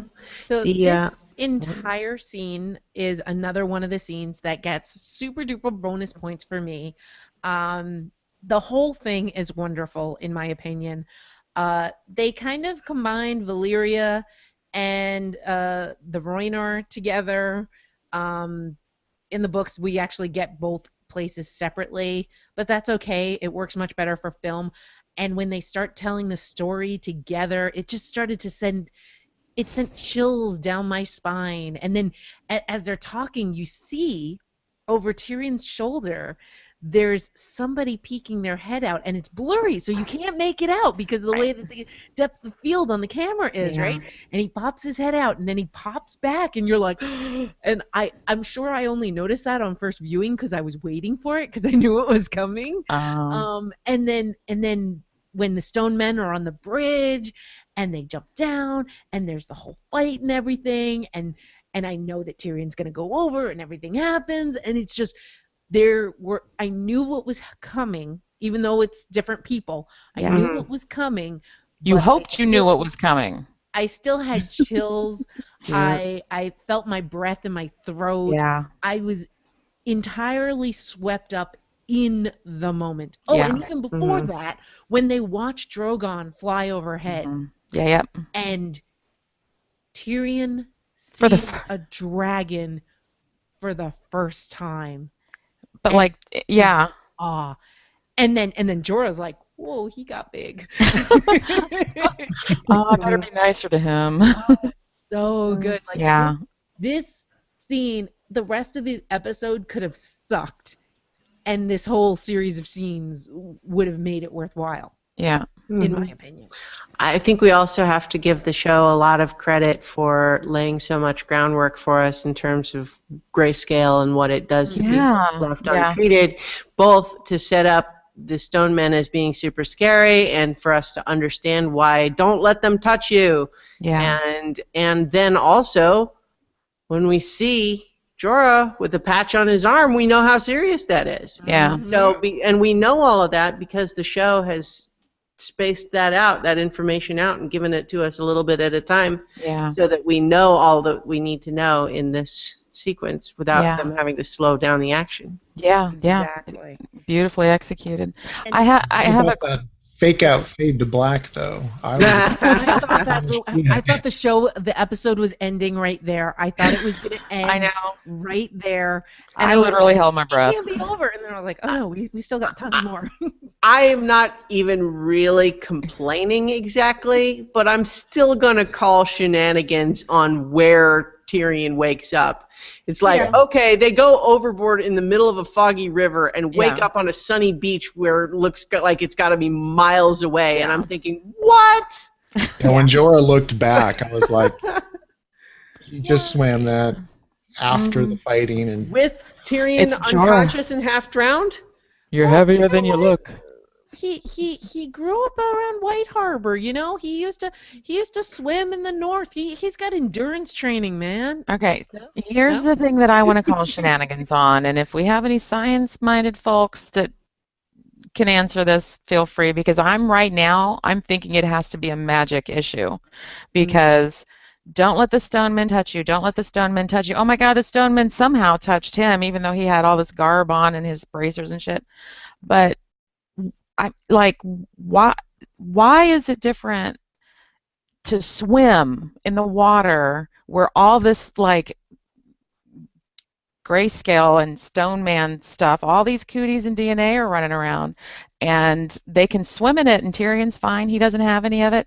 They can go in the water. He can have him around the ankle. He can be swallowing in gallons of. Hush your mouth, Nutty. Or are you gonna? Oh! I thought you were like going. Okay, I got you. But it was just like ridiculous. I mean, that does not make scientific sense. If it's in the water, aren't you as likely to get contaminated as if someone just goes like that? Yeah, I'm glad you asked that. I'm very glad you asked that because that is something I wanted to address. So without spoiling anything. Yeah, without spoiling anything. Right on.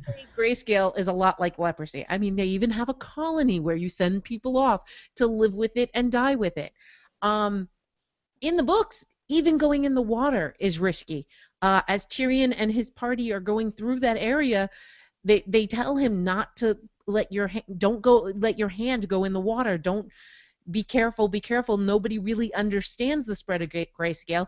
And in the books, as I'm sure Viv is calling back from, Serene, that's when she got grayscale, when she was in a shipwreck and Patchface pulled her out and they both had grayscale, and that's where that all comes from. And she's muted, but she's like, Right. Yeah. I was trying not to pull the camera from no, you. no, it was good. Yeah, and the other element is that in the books, when Tyrion had fallen overboard and he's brought back over, they tell him like use a knife to like prick all the tips of your fingers and toes to see if you still feel it, because if you start to not, if it starts to be numb, you probably have it. And he's like, oh, so how long do I have to do that for? And they're just like, nope, you just do that now For the rest of your life. Yeah. Forever. Yeah. Yeah. Like in the books, if you remember John constantly flexing his hand after he burnt it, that becomes Tyrion's thing. Like he's constantly pricking his fingers and his toes. And so He doesn't have enough problems. yeah, it's such a big thing.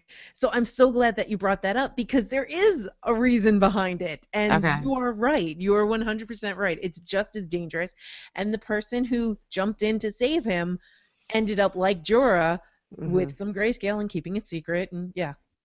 So yeah, maybe Jorah wasn't touched, and it just Tyrion, missed them with those molecules, or maybe he has a natural immunity to Yeah. something. It's kind of just Total speculation. becomes a listeners. crapshoot sort of situation is what it is. They know so little about it, Mhm. and I don't think they give vaccines in Westeros, so Well, but I mean that. Yeah, doesn't seem like it. It was like one of my favorite like landscape backdrop, whatever. That beach was stunningly beautiful. The sunset, it was just like, oh my God, they went through all that. Look at how beautiful that is. And of course, Jorah has to fuck it up. He has to go, and just his ego won't even like let him admit it, or maybe he's still in denial. But it's just like, don't touch nobody else. Don't touch Tyrion. Don't touch Dany. Don't go. Don't touch anybody. Has anyone has Shireen touched or avoided touching anyone on the show? Has anyone noticed? The implication is that she's cured now and it's fine. So Although the cure means that she can't transmit it, even though she has the grayscale, we think. that certainly seems to be how they ask. Although one thing that's also worth noting is that there's a couple of wildling characters that we're not getting in the show that we have in the books at this point, who are kind of there hanging out at Castle Black. And in the books, they are taking the position of like, look, you tell me it's cured, I don't care. I think it's a mistake to have her anywhere near here. You should have left her out to die. Yeah. They're like, you should still kill her. Yeah. Burn I don't her. care how long it's been. Whatever. Yeah. It speaks, it really, I think, for as much as I dislike Stannis, I think it really speaks to how awesome he was for protecting his daughter that way, even though she's his only child, his only heir. She's, Ceres or whatever name, Ceres is his wife's name, right? Queen Ceres. Ceres. She's not looking fertile. We all know that's not happening. He's only going to have shadow babies or bastards at this point. And so it's like it was a completely selfish generosity, but I mean, I love him for it because she's just such an adorable character. Yeah, I think it's definitely different in the show, and I like it more in the show. Certainly, he's much more relatable and more of a good father. In the books, it's a lot more. There's a lot less love or affection in the relationship, so much as like, well, no, she's my daughter, and I'm the rightful king, and the daughter of the rightful king needs to be treated with respect, and it's like she's important on paper, and that's really what he cares about. Yeah. But I like it better in the show that there's people. So like even though he is super awkward when it comes to showing affection, but to have us realize that it is there even if he doesn't even know how to hug someone. Well, yeah. And if you're not used to any affection from someone, it doesn't have to be a hug to do that, Yeah. It was very sweet. But he definitely needs to put some armor on that girl. I am not happy. Well, so I think it's really one of, again, without getting into the spoilers of it, or any spoilers, I think because this, river journey / Valyria, this boat journey that Tyrion goes on, because it is a different set of characters in the books than it has been here in the show, the Jorah getting grayscale makes me wonder if they're going to use that as a substitute for something else that happens in the book later, because it's something that becomes very important in the books but hasn't had any setup at all here.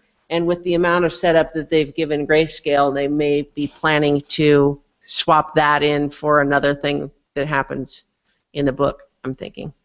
Right on. I'll be curious to see. Yeah. I definitely feel them compressing a lot of stories here. And I'm quite certain there's 2 characters that we've met in dance that we are not going to get at all in the show. Mm-hmm. So. Which, oddly enough, kind of probably spoils for the book a little bit that they end up not being as important as it seems like they would be in the book. Well, the thing is, like, while the show has the broad strokes, there's nothing saying that they're going to end up in the same place and that the series is going to end the same way. That's one thing that they've said. They said, yeah, we know where George wants to go in the broad strokes, but this is the show. And that's it. That's all they'll say on it. They won't say whether or not they're actually going to do that. And they definitely have said that the paths will be different. So how it works out, it's nobody's guess. Mm-hmm. So that's what makes it such a fun show as a reader, though. You know, it's like we've talked about it so many times. We think we know what's going to happen, and we certainly think at this juncture, as important as Tyrion is and has been, that he's not going to die of grayscale. But, I mean, we're speculating what the show is giving us, and we know a lot from the books, but they do like to mix shit up. When Tyrion falls over into the water, and it ended on that cutscene. That fade. And I thought that's where the episode was ending. That's where the chapter ends. So I really felt that was going to happen. And that's one of those chapters where I'm like, nope, gotta skip ahead, gotta find the next Tyrion chapter. I had to do that with Arya a couple times. The trick, though, is in the books, they never have a character die in their own POV chapter. If someone is really dead, then they die where someone else can see the body. Yeah. I don't think they've ever had someone die in their own chapter. Didn't Kat die in her own chapter? Yes. Yeah, okay. She might be the exception then. I think that was her. I remember. Yeah. I think she must be she's the exception, and she was kind of also, like, I don't want to say afterthought, but she observed Rob's death. Yeah. And then also was hers was the only POV we would have wanted that story from, I think. The other thing I also just kind of, I hate that I'm always the person who's saying this, but it is 11:30. So are we? Up. Yeah, I know, but we still have the ratings and all that stuff. So maybe moving on. Let's do the ratings. Do you have a rating, Christiana? There were so many highs and so many lows for me in this one, so I think I'm ending up with 8 out of 10 fingers that show no sign of grayscale. So far. Well, only 8 out of 10 show no sign. But for me, it was basically just that the stuff that was great was so great, but it was too much of the Boltons for me, and I was really tired of that by the time we were at the end of those scenes. Chooch, I want to hear your rating after hearing Christiana's. I'm going to give this one a 7. Oh, okay. It's going to be lower, but there was especially the last scenes and a few others, just because it seemed a little slower and the Bolton stuff went on long and all that. So 7 out of 10, Stoneman Marco Polo. Aww. Stoneman Blaine Marco Polo. That's great. Viv? I'm giving it a 10 out of a 10. It over-delivered for me. I fucking loved this episode. Okay, so first, am I the cheese that stands alone? Does this cheese stand alone? No. Well, I loved the parts I loved. Sorry. Originally, I was going to give it a very high rating because of the scenes that really brought it. As I said, they got extra bonus points. Nothing really lost points for me, but the second time, and I really enjoyed how like Danny and John were mirroring each other, and there were some themes that were crossing over, so that was kind of cool. But on the second watch, I found I wasn't paying attention as much.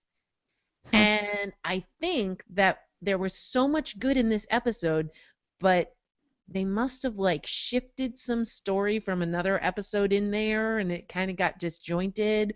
So I'm gonna be a little bit harsher. I'm gonna give it. Yeah. That's why I wait until after we talk about it to decide what my rating's gonna be. Because you guys changed my opinion. I'm gonna give it 8.5. Drogons flying over Valeria. I feel bad for that half a Drogon, but I'm with you. I understand the logic. So that I don't know that he'd be flying. That gives Kill the Boy a cumulative score of 84%, so 8.4. And I believe we've got a rating from Sheriff Bullock, so that's kind of cool. He says, "Hated the Bolton stuff. Enough of those freaks. But I loved everything in Essos. Dragons were amazing. So happy to see the Stone Men. One of my favorite high fantasy moments of the books. 8.5 out of 10 chew toys for dragons. Okay, off to watch Mad Men."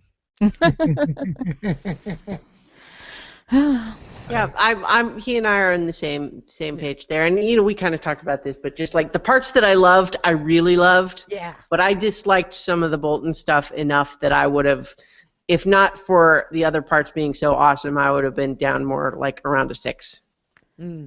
I honestly, it's the more you guys tell, like, I don't know, it's like I keep finding more reasons to like the Bolton scenes, though. It's like we get more we get information on what Sansa's life is going to be like and all of that. So I guess that's why I don't want to tell anyone to not like it. Oh, you can't, honey, you can't. Yeah. You can't tell this one. I just want to say I don't want to even try. I'm glad you guys liked it. I was feeling bored and frustrated. And you are not alone. I see that now. For me, it wasn't just that it was the Boltons. It was that the episode was so exposition heavy when last episode was so exposition heavy. Yeah. I still feel like we're setting up, Mm-hmm. We're halfway, as Mike McCluskey said, we're halfway through the season. We only have 5 episodes left. And we don't have George's. That one, that one's number 8 this season again, right? Did he do one this season? Yeah, he got writing credit on one of the episodes. I went and looked. I just forgot to write down which one it was on IMDb. I want to say it was 8, but that might just be because of past years. I thought I had remembered reading somewhere that he wasn't doing one this season, but you might be right. Well, I checked before the season started.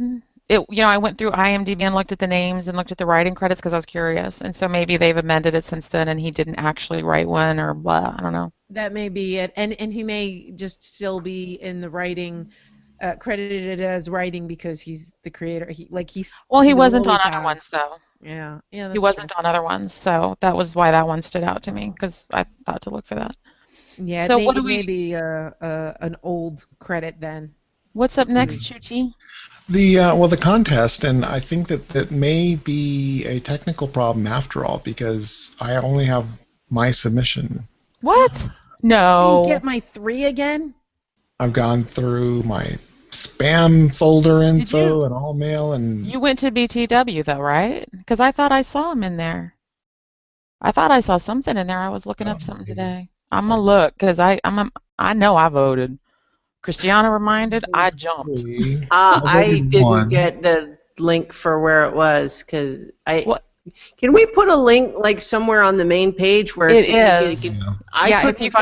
If you go to the main page and you do the podcast drop down, there's a BTW that you can choose, and then it takes you right to the survey. The page never changes. There's a link on the BTW page for the survey. Yeah, but it never changes. I'll make a more comment. It never changes, so it's the same web address. You can just save it or whatever too. He made it. And the only reason I know that is because I needed it to be that way. Well, and what I'll do is I'll put it in the show notes that'll say, so click here for next week's survey. So by the way, I just checked it again, and part of George's contract was that he would write an episode a season, and he decided this season to not do it because he wanted to work more on Winds of Winter. Yeah, So, that's what I had heard. so that's good news because it means he's really hunkering down on that next book. Yeah, like everybody's probably fine with that. Yeah, pretty much. I'm very happy. annoyed. Oh wait, I'm here in the BTW email account, and we have received an award nomination notification for the Parsec Awards. So thank you to whoever nominated us. Thank That you. means you have to figure out what to put in the submission, right? Because this isn't it Not due at it. the end of the month? Not it. Oh. Can't do that kind of work no more. Brain don't work. Who wants? We'll figure it out offline. Let's. Figure it out. You So know, where? tag team every year. Yeah. Seeing them at all in the BTW email account. I don't know, but I know I voted.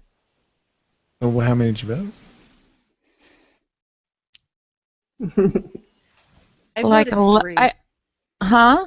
I said I voted 3. I kicked myself last week because I went from my standard 3 down to 1, and we got 3, and I was like, screw it. From now on, every episode it's 3. Unless What? one. New characters. Well, but were there any? Who was new in this week? That was the Oh, next yeah. question. He hasn't gotten to that part yet. Okay. He asked me Right. what my vote was. Mine I was was going to ask.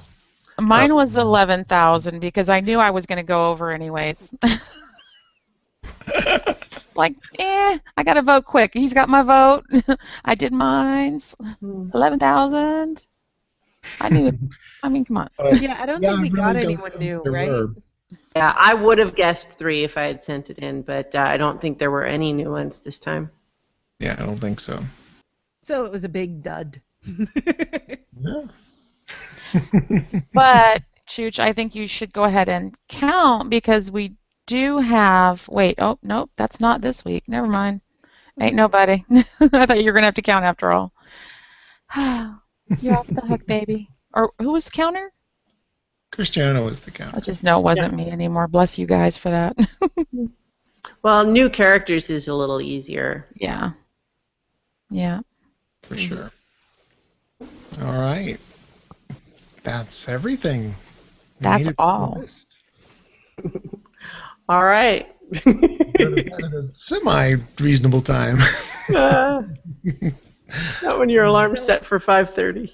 So next week we have Unbowed, Unbroken, Unbowed, Unbent, and Unbroken. Mm. Well, let's catch you. Are we going to talk about contest later and let Christiana go to bed? I think we just talked about the contest. Everybody lost. Yeah. Well, as far as next week, yeah.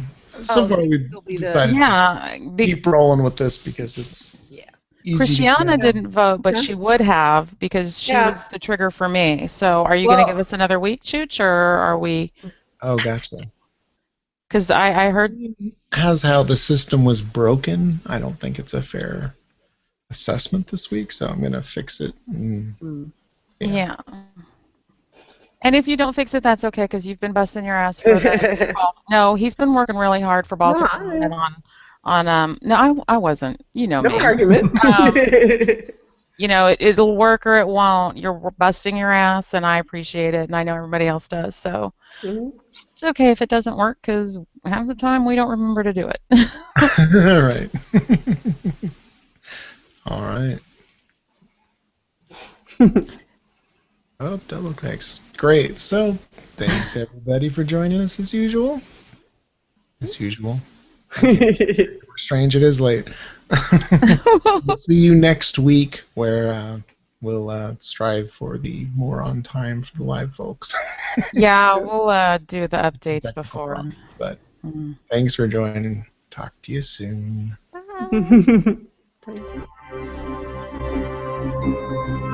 If you have feedback for the Beyond the Wall podcast, you can email us at btw@specficmedia.com. You can also leave us a comment on the website. Go to specficmedia.com where you'll find a shiny BTW button. That'll take you right to our page. This podcast is released under a Creative Commons Attribution, Non-Commercial, Share-alike 3.0 Unported license. Feel free to share and remix. Just give us credit and don't charge money for it.